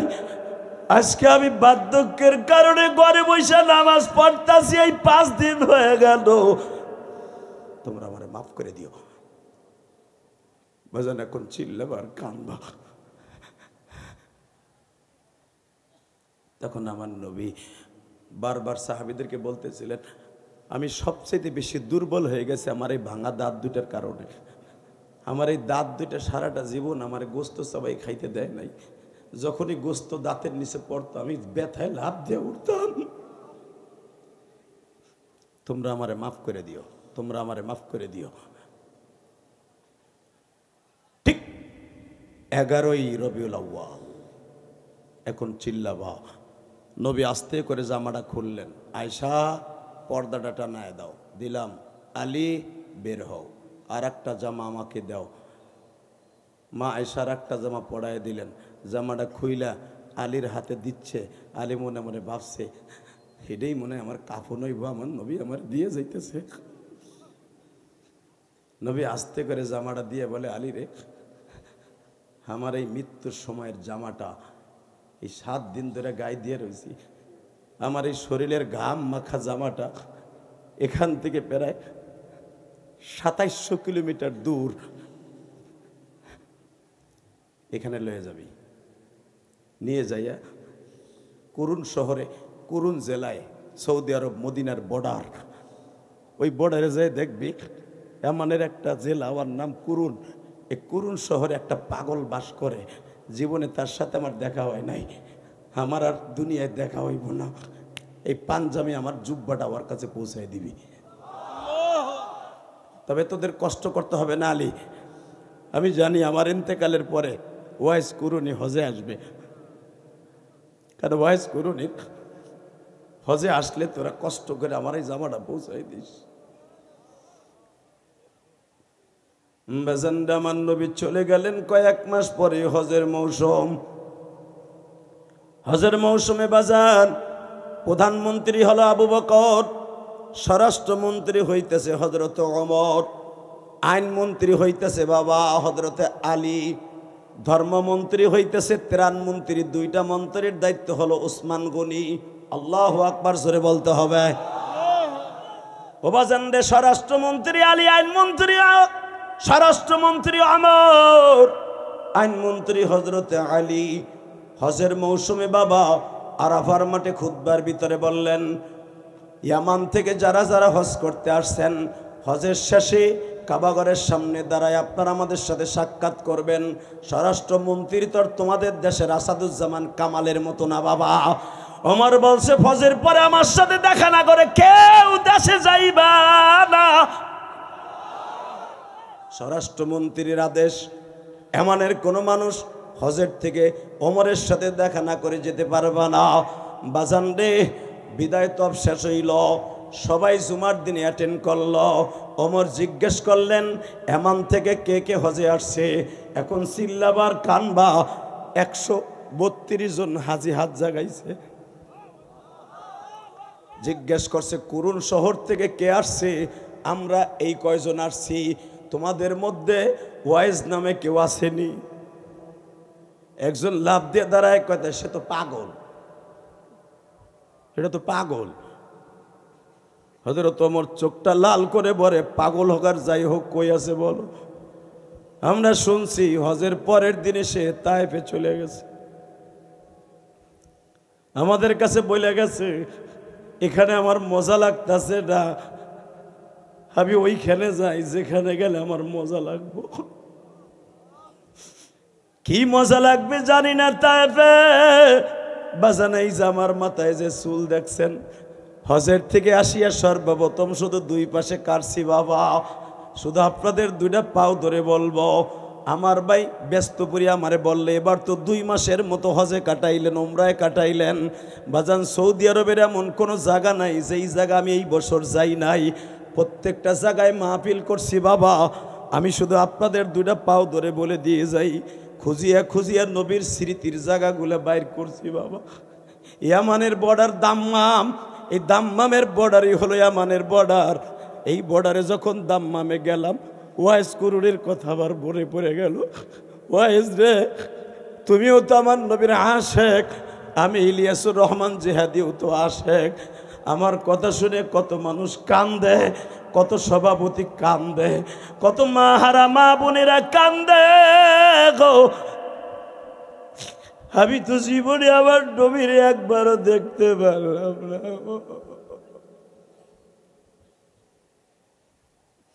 ওই জীবনে তো তোমার সাথে একবারও দেখা হয় নাই, বাজান এখন একটা চিৎকার মারবা। হযরত আলী মনে মনে ভাবলেন, নবীর যে স্পোর্টে মারছিল বাবা, আপনারা যারা জানেন তায়েফে যারা গেছেন, তায়েফে যারা সত্যিকারে আশেকে রাসূল ওরা সহ্য করতে পারে না বাবা।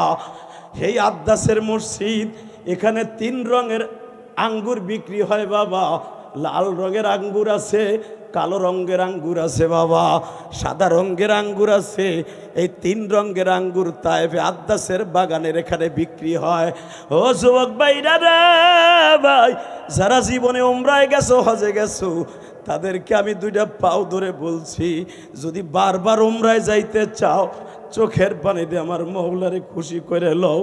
যারা জীবনে যাইতে পারো নাই, তাদেরও 2 ফোঁটা পানি ফেলাই এখন নবীরে আল্লাহরে খুশি করবা। আমার নবীরে বেলা 8টার থেকে নিয়ে 4টা পর্যন্ত মারতে মারতে বাবা এই শরীরের এমন কোনো জায়গা নাই পাথরের বৃষ্টি পড়ে নাই। পাথরের বৃষ্টির মতো বাবা নবীর শরীরটা চাইলার মতো চাইলা ফেলছে। আমার নবীর মহরে নবুয়তের মাঝখানে, তোমরা জানো, আমার আলেম ভাইরা জানেন, যারা সিরাতের কিতাব পড়ছেন, বুখারীতে আল্লামা আজিজুল হক বুখারীর শরার মধ্যে লেখে, একটা ছেলে নবীরে পিঠের মধ্যে বাবা লোহার কোটা দিয়া এমন জোরে একটা কোপ দিয়েছিল বাবা, এই আঘাত নিয়ে আমার নবী সারাটা জীবন ব্যথায় ব্যথিত হয়ে মৃত্যুবরণ করছে।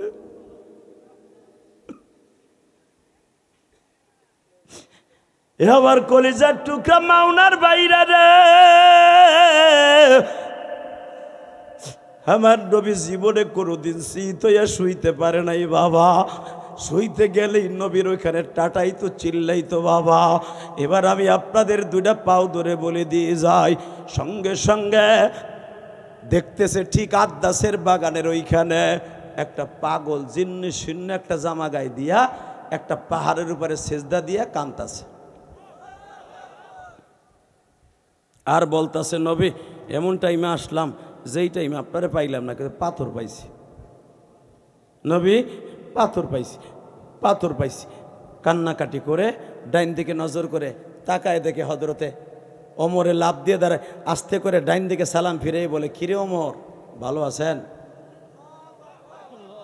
বাম দিকে নজর দিয়ে কয়, কিরে আলী ভালো আছেন?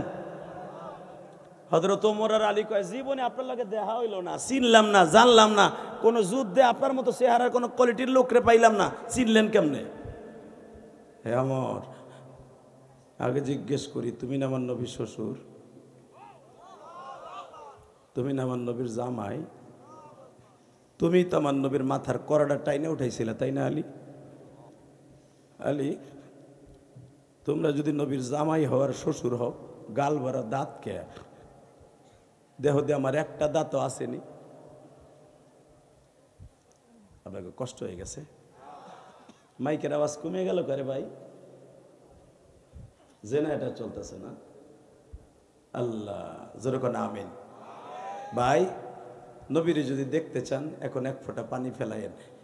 এই যে দেখেন আমার ডাইন পাশে বই আল্লাহর বান্দা কান্দে, পিছনে কমিটির লোকরা কান্দে, এমনি এমনি না, কান্না এগুলো অভিনয় না ভাই, এই কান্নাটা ভিতরের থেকে আসে। আর যাদের ভিতরের থেকে আসবে, খোদার কসম, ওই কামিয়াব, ওই কামিয়াব, ওই কামিয়াব, ওই ব্যক্তি কামিয়াব, ওই ব্যক্তি কামিয়াব, ওই ব্যক্তি কামিয়াব, ওই ব্যক্তি কামিয়াব, ওই ব্যক্তি কামিয়াব।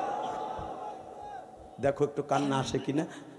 তুমি ধনী হওয়ার গরিব হও, আল্লাহ করার চেহারা দেখে মাফ করবে না, আল্লাহ তোমার অন্তকরণ দেখে মাফ করবে। এবার দেখাই দাও। ওমর বলে, এই দাঁত কি হয়েছে আপনার? শুনবা? আচ্ছা শুনবো পরে। আপনি নবীর এত আশেক, এত আশেক, আপনি দাঁত ভেঙে গেলাইছেন, তো নবীর লাগে দেখা করতে চান নাই? আপনি কত যুদ্ধ করছে নবী, 27টা যুদ্ধে নবী অংশগ্রহণ করছে, আমাদেরকে পাঠাইছে, দাঁত ভাঙছে, হান করছে, তান করছে, তুমি যাও নাই কে? ওয়াইজ বলে, কেন যাই না শুনবেন তাহলে? লিল্লাহে তাকবীর, লিল্লাহে তাকবীর।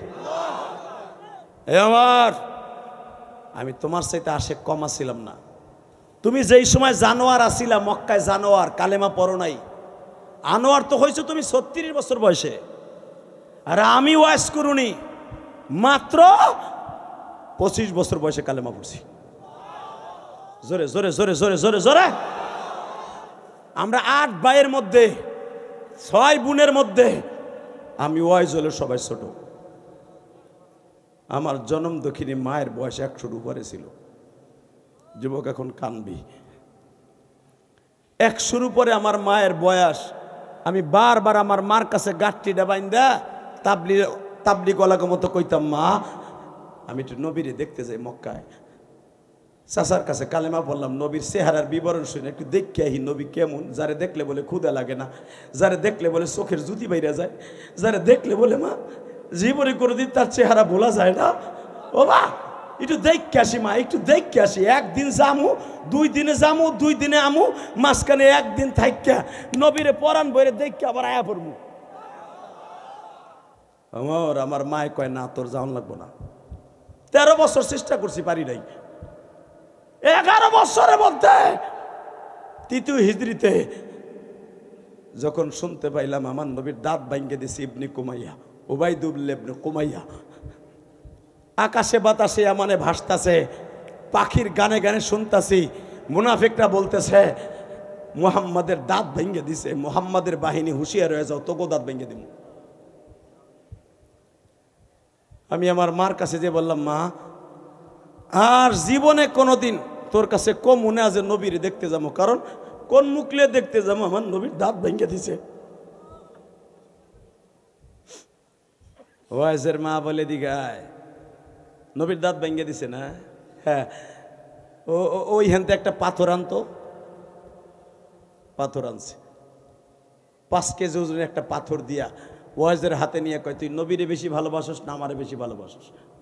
মা আল্লাহ কোরআনে কইছে, ওয়াকাযা রাব্বুকা আল্লা তা'বুদু ইল্লা ইয়াহু ওয়া বিল ওয়ালিদাইনি ইহসানা। আমার ইবাদতের পরে একমাত্র খেদমত করবা মা বাবার। আল্লাহর অর্ডারের দিক দিয়া তোরে ভালোবাসি বেশি। আল্লাহু আকবার বলেন। আবার নবী বলছে, লা ইউমিনু আহাদুকুম হাত্তা আকুনা হাব্বা ইলাইহি মিন ওয়ালিদিহি ওয়া ওয়ালাদিহি ওয়ান নাসি আজমাইন। তুমি মোমেন না যত পর্যন্ত আমি নবরে তোমার মা বাবা স্ত্রী পুত্র ওয়ান নাসি আজমাইন জমার সিগা সারা দুনিয়ার মানুষের সাথে আমি নবীর বেশি ভালোবাসবা। সেদিক দিয়ে আমার নবীরও ভালোবাসি, আমার জীবনের চাইতে নবীরে ভালোবাসি, তোরেও জীবনের চাইতে ভালোবাসি। পট করে কয়, তাই না? পাথরটা হাতে নিলাম। নবীর দাঁত ভাঙছে না? হ্যাঁ, তোর দাঁত ভাঙ। এখানে যদি আমার মা হইতো, নবীর দাঁত ভাঙছে এখান থেকে 2700 কিলোমিটার দূরে, তোর সমস্যা কি?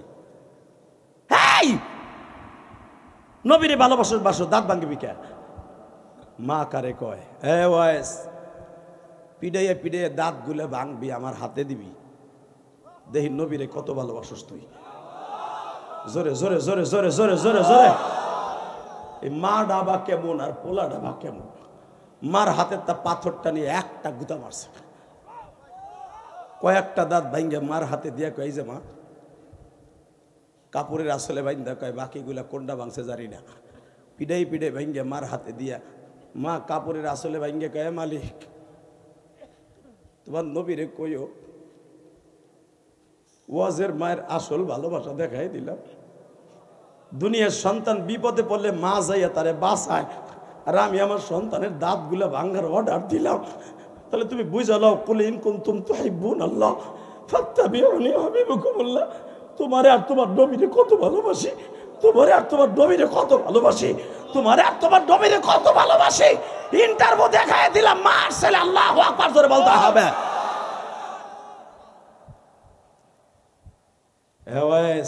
এদিকে আয়, তুই আমার কাছে প্রশ্ন করবি না যে তোরে আমি কেন নবীর কাছে যাইতে দেই না? জিগাবি না? যুবক এখন চিল্লাবি আর কানবি, মা কেন মা কে? আমি তো ভাবছিলাম তুই তো মুনাফিক হয়ে গেছ, কেন নবীর কাছে যাইতে দেস না? ওয়াইজ রে, যখনই তুই গাঠটি বুসকা বাইন্দে যাওয়ার জন্য রেডি হস, সঙ্গে সঙ্গে আমার নবী রাত্রে আমারে বার্তা দেয়, ওয়াইজের মা তোমার ওয়াইজ যেন আমার কাছে না আসে। ওয়াইজ রে,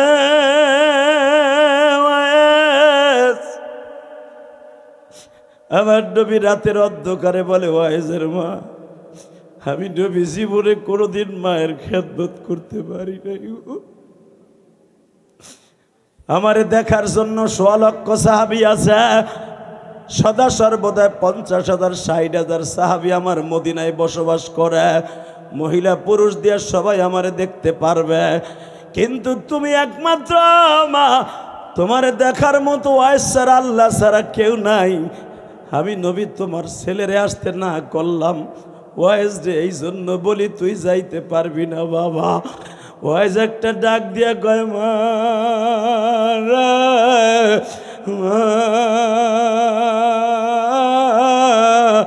আমার নবীর সাথে তোমার এমন কালেকশন গো মা, এটা তুমি আগে বলো নাই কেন মা রে মা।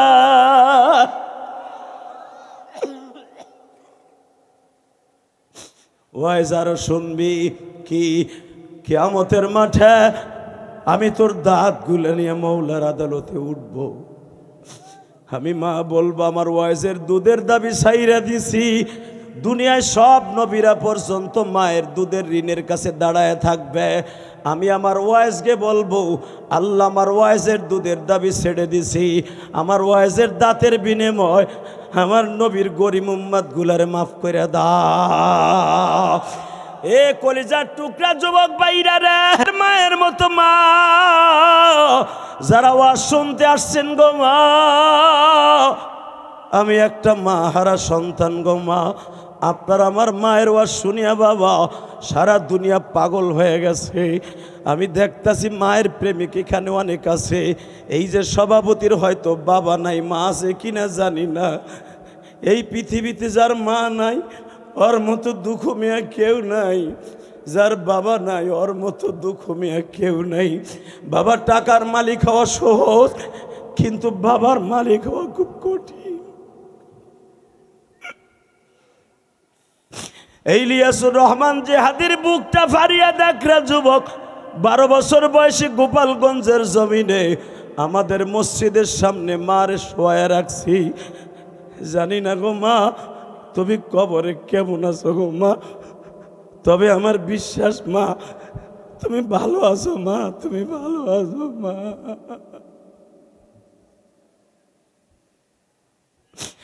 ও তোরা কই পাবি মল্লারতন আমার মায়ের মতন রে নাই দরদি, ভিজা জাগায় মায়া শুয়ে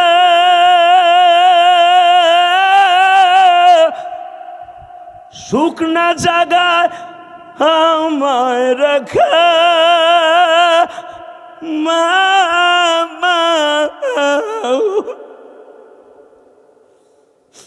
ও সে কত কষ্ট করছেন মায়ে, আমায় লালনার পালনে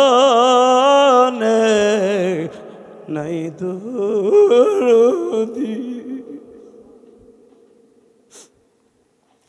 অন্ধকার কবরের মাঝে জানি না কি আযাব হচ্ছে মা, আল্লাহ আমার ভাইদের মাকে মাফ করে দাও। আল্লাহ আমার মতো যারা বাসায় যে মা কয়ে ডাক দিতে পারবে না রে, এই যে সভাপতি আজকে এখানে বসে আছে, যাই দেখবা কেউ বাড়ির জানালা খুলে বইয়া থাকে না, একমাত্র ছোট্ট একটা দরদি কাজের বুয়া মা বইয়া থাকে গো।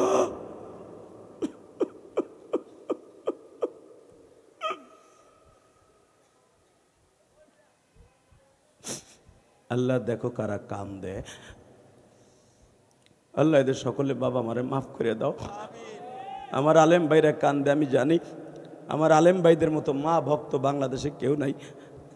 আমরা যখন মাদ্রাসায় পড়তাম, আমি ইলিয়াস রহমান জিহাদি যখন মাদ্রাসায় পড়ছি গওহারডাঙ্গা, যে বছর মিজান পড়ি, মিজানের বছর আমার বয়স 14 বছর। আল্লাহু আকবার বললেন না? 14 বছরে পোলা, ওই জামানায় কিচ্ছু বুঝতাম না বেটা। এখন তো 7 বছরে পোলা যা বসে, ওই জামানায় 14 বছরে পোলা বুঝতো না। আমার মা তো মারা গেছে 12 বছর বয়সে। আমার পড়ায় নিশ্চিত হয়ে গেল আমি আর পড়তে পারবো না, কারণ সৎ মা ঘরে, আব্বার কাছে টাকা চাইলে আব্বার দিতে কষ্ট হয়, কারণ আমি তো গরিবের পোলা, আমি তো ধনীর পোলা না। আমার ছেলে মেয়ে বলবে যে আমি ধনীর পোলা, আমার ছেলে মেয়ে বলবে আমরা ধনী পোলা, কিন্তু আমি বলবো আমি ফকিন্নির পোলা। ভালো করে বুঝেন, আমি কখনো কোনো আজে বলি না আমি কোটিপতির পোলা, আমি ফকিন্নির পোলা। আমার আব্বা আমাকে মাসে 30টা টাকা দিতে কষ্ট হইতো। যুবক দাওরা পড়ছি 1999 সালে, 2000 সালে ইফতা পড়ছি, 2000 সালে পাগড়ি নিছি, 2000 সালে যখন ফেব্রুয়ারি মাসে পাগড়ি দেয়, হ্যাঁ আজ থেকে প্রায় এখন 26 বছর হয়ে যাবে। পাগড়ি যে বছর আমারে দেয়, সব ছাত্র ভাইদের বাবা মা আসছে ওই অনুষ্ঠান দেখার লাগে গহরডাঙ্গা, আমার পক্ষে কেউ হয় নাই। পাগড়িটা পেশাই আল্লামা শামসুল হক ফরিদপুরি কবরের কাছে চিল্লাইছিলাম আর কাঁদছিলাম। আবার উস্তাদ শফিক উস্তাদ হুজুর আজকে দুনিয়ায় নাই, নাজেম শাহ হুজুর গহরডাঙ্গার হুজুর আমার বলো আজকে এমন কান্তাছে কে? আমার ছাত্র ভাই বলে হুজুর আর মার কথা মনে পড়ে গেছে।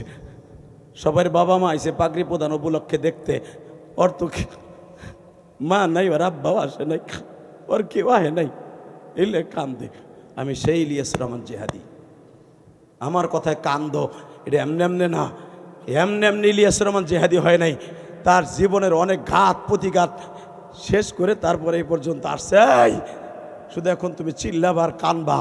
গহরডাঙ্গা যখন পড়তাম, গহরডাঙ্গার পাশে একটা গ্রামের নাম আছে, শেখ হাসিনার বাড়ির পাশে, গিবাডাঙ্গা। এইখানে অনেক ছাত্র ভাই আমাদের সাথে পড়তো, আল্লামা শামসুল হক ফরিদপুরের বাড়ির পাশেই। এই বেড়া দেখতাম টিফিনকারী বইরা মা, এই যে তোমাকে ওই মাদ্রাসায় দেখো টিফিনকারী বইরা মা বৃহস্পতিবার শুক্রবার বাচ্চাদের জন্য পিঠা বানাইলো, আনে না, আনে না। দেখতাম গহরডাঙ্গা মাদ্রাসায় অনেকের মা পিঠা বানাইলো, এই তো গোশ দিয়া এই ভিজানো পিঠা শীতকালে। আমি দূরে দাঁড়ায় দাঁড়ায় দেখতাম আর ভাবতাম আমার মা থাকতেও টানতো এইভাবে। বাজান রে যা মা খাওয়াই দিয়া যাইতো, বাকি অংশ টেরাঙ্কে রাইখা দিত। যুবক আর মাত্র 2টা মিনিট আমার দিকে তাকায় থাকবা। যখনই টেরাঙ্কে রাইখা দিত আমার ওই ছাত্র ভাই মুস্তাফিজুর রহমান, এখন আল্লাহ ওরে অনেক বড় আলেম বানাইছে বাবা, ও টেরাঙ্কে রাইখা দিত। আসরের নামাজের পরে বাইর করতো খাওয়ানোর লাইগা। ও আমার আলেম ভাইরা যখন এই টেরাঙ্কের থেকে আসরে রাখতে বাইর করত, রুমের মধ্যে ঘেরানে পুরা মুরুম ঘেরান হয়ে যাইতো গোশতের তরকারি। আমিও আর পাশে যাইয়া বসতাম দোস্ত এটা কি তোর মা দিয়ে গেছে? আবারে বলতো বেটা খাওয়ার সময় কাছে আসবি না। আমি তো মনে মনে ভাবতাম যদি আবার দোস্ত আমার একখান পিঠা দেয়। আরে আমি তো জানতাম না ও আমার খোটা দিয়ে তারায় দেবে বাবা। তখন বাহিরে যাইয়া ভাবতাম 14 বছরের পোলা, মানে মুস্তাফিজের মা পিঠা বানায় খাওয়ায়, আর তুই আমার সাইরা মাটির ঘরে ঘুমাই রইলি। আল্লাহ দেখো যারা কান্দে মালিক রে, আমার মতো যাদের মা নাই, এদের বাবা মায়ের কবরটা জান্নাতের বাগান বানায় দিবা। মাইকে কি হলো, গলা ব্যথা হয়ে যাবে তো।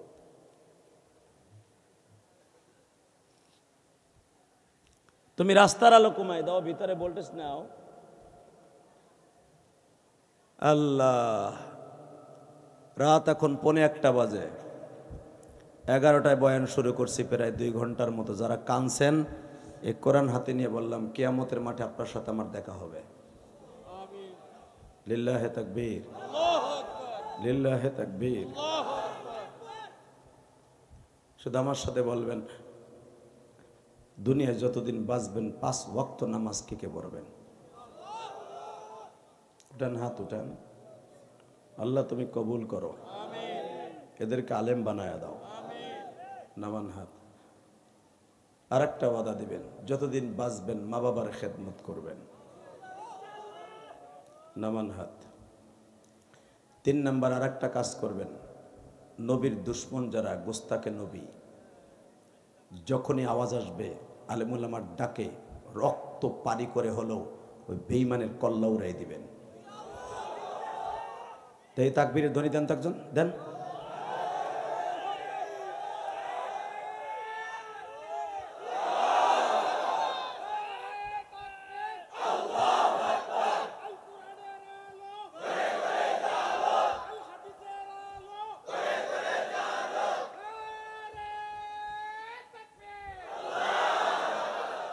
আল্লাহ তোমার এই পাগলকে আশিকে রাসূল হিসাবে কবুল করো।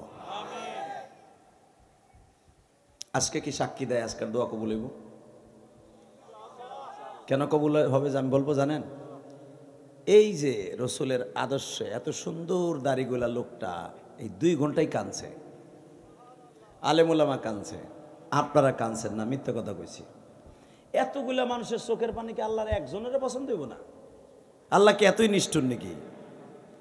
মনে করতে হবে একজনের চোখের পানি যদি এশকে নাবি দিয়ে পড়ে পুরা মজমার দোয়া কবুল। দোয়া কবুল হোক, চান তো আপনারা?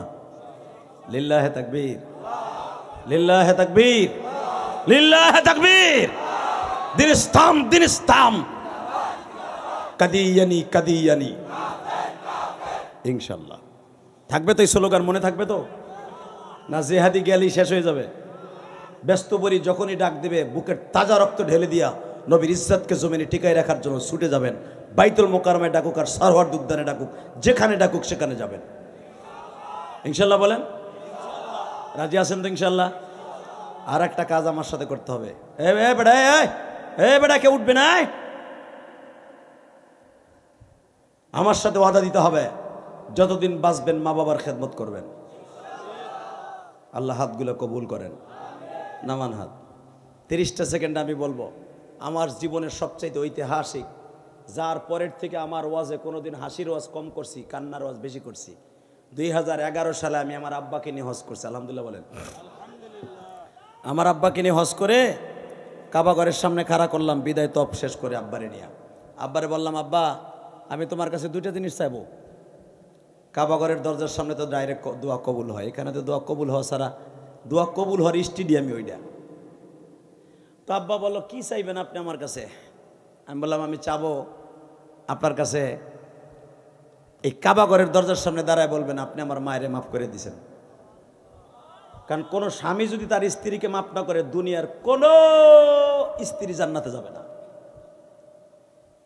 তো আপনি আমার মায়েরে মাফ করে দেন, তা না হলে আমার দোয়ায় কাজ হবে না। আমার আব্বা ডাইরেক্ট বললেন, আমি তোমার মায়েরে মাফ করে দিছি।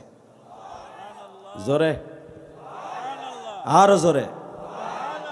মহিলারা শুনতেছে না?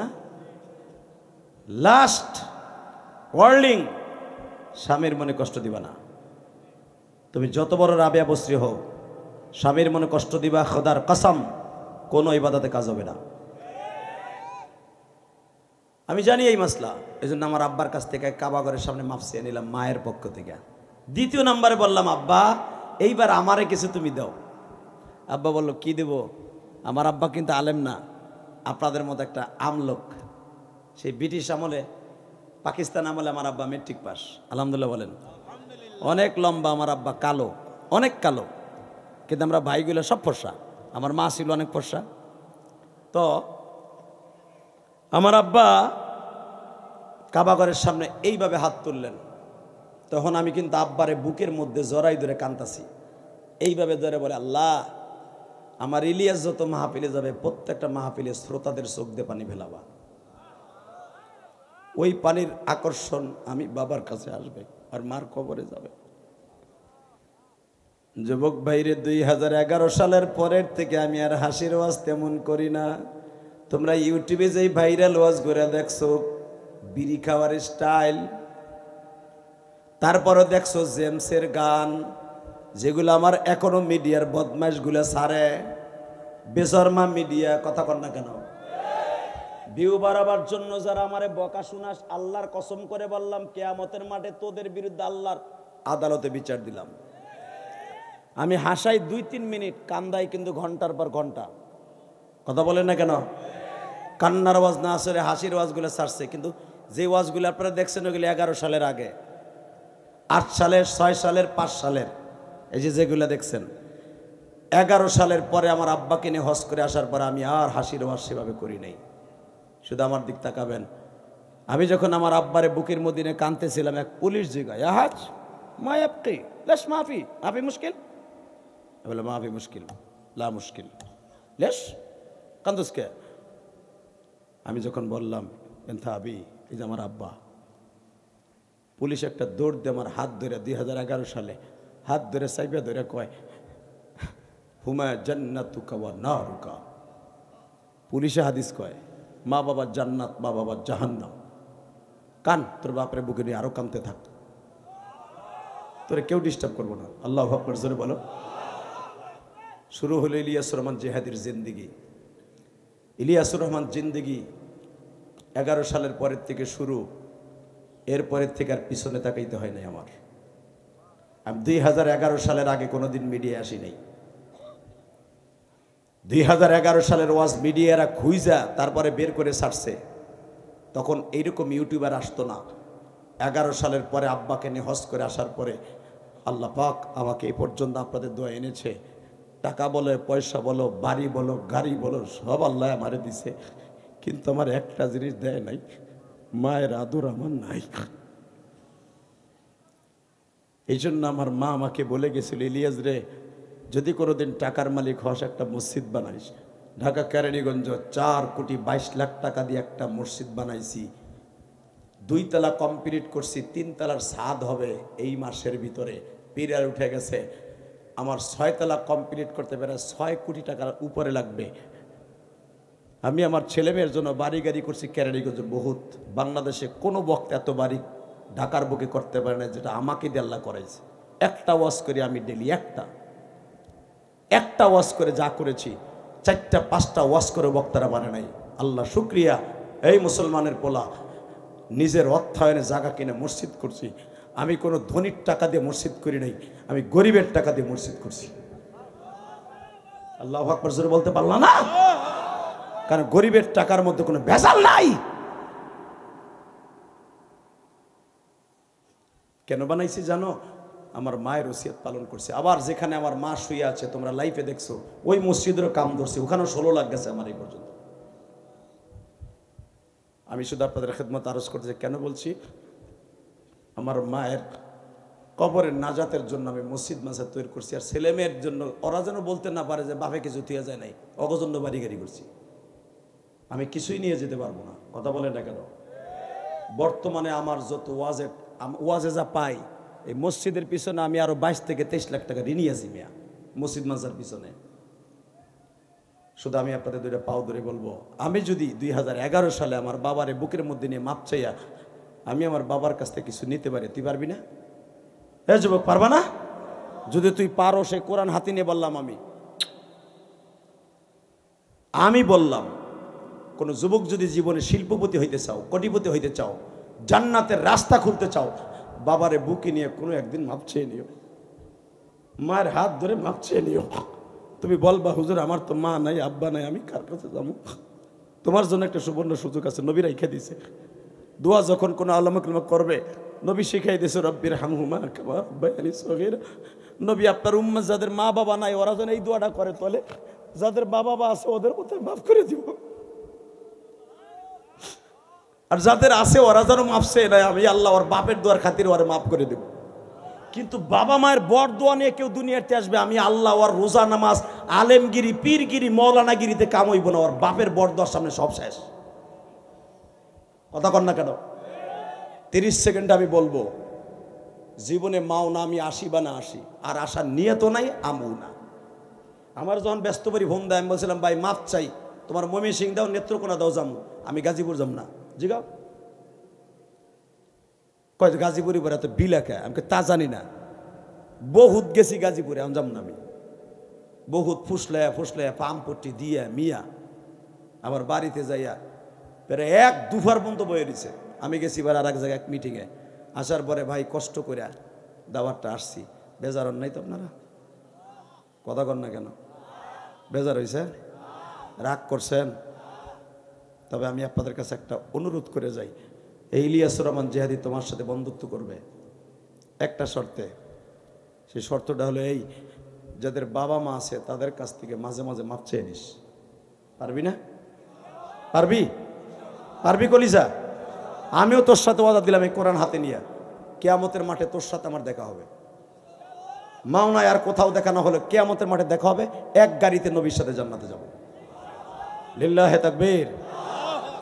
নগদ বাইজিদ বুস্তামের মতো কোন যুবক আছে যার বাবাই মাঠে আছে?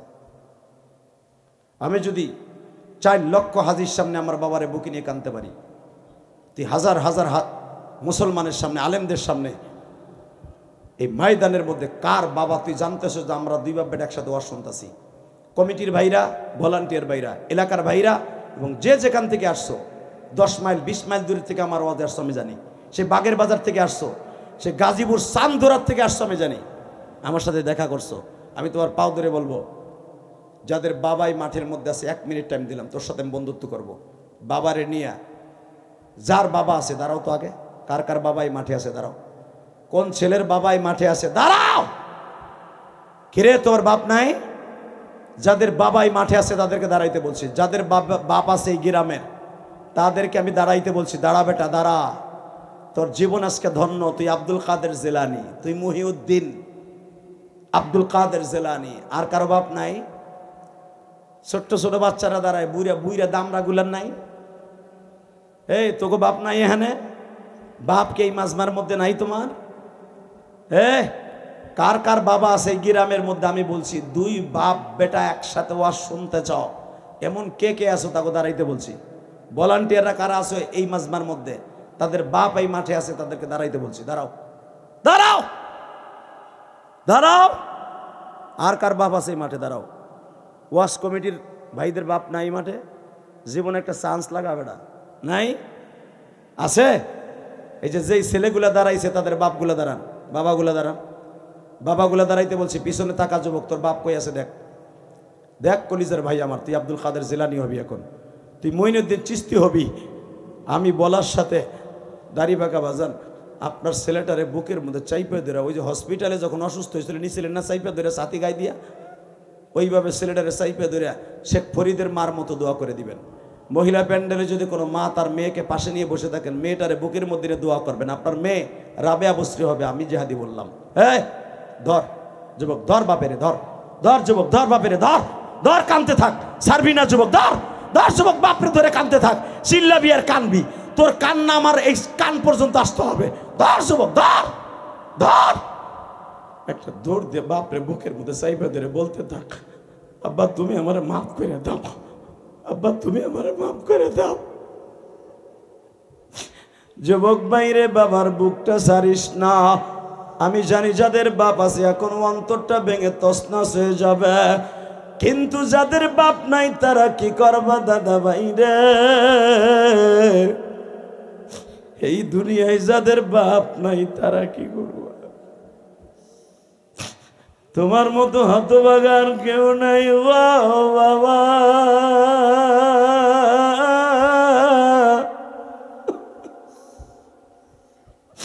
হ্যালে দেখো সভাপতি ভাবতেছে জিহাদি ভাই আমারও তো বাপ নাই গো, কমিটির ভাইরা ভাবতেছে আমারও তো বাপ নাই। আমি কার কাছে বুকের মধ্যে যায় বলি, আব্বা তুমি কি আমারে মাপ দিবা না?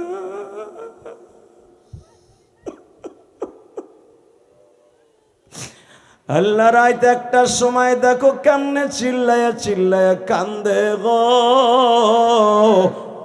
ও মহিলা প্যান্ডেলের মায়েরা, মার বুকের মধ্যে নিয়ে কান্দ, মা না থাকলে শাশুড়ির বুকে নিয়ে কান্দ, শাশুড়ি না থাকলে বড় বোনকে মা মনে করে কান্দ। আহারে 2 বোনের কান্না যখন মাওলার কাছে কবুল হয়ে যাবে, চোখের পানির চাইতে দামি কোনো জিনিস নাই। 2টা মিনিট আমার মাওলার দেখায়া দেরে পলসুরাতের গোড়ায় দাঁড়ায় আসর যুবক, পলসুরাত পার হয়ে যাবি একটা ধাক্কা দিয়া বাবার দোয়ার খাতিরে। বাবার জন্য যাদের বাবা কবরে কাঁদতে থাকো, বাবা যদি এখন কবরে মাপ পাইয়া দোয়া করে তোমারও গোরা জাপ মাপ। যুবকরে যাদের বাপ নাই মা নাই, ও দাড়ি বাগা বাবা মনের মধ্যে একটা হিট লাগায় দাও। আহারে আমার মায়েরে কত কষ্ট দিছি, মা তুমি আজকে কবরে কেমন আছো জানি না গো মা।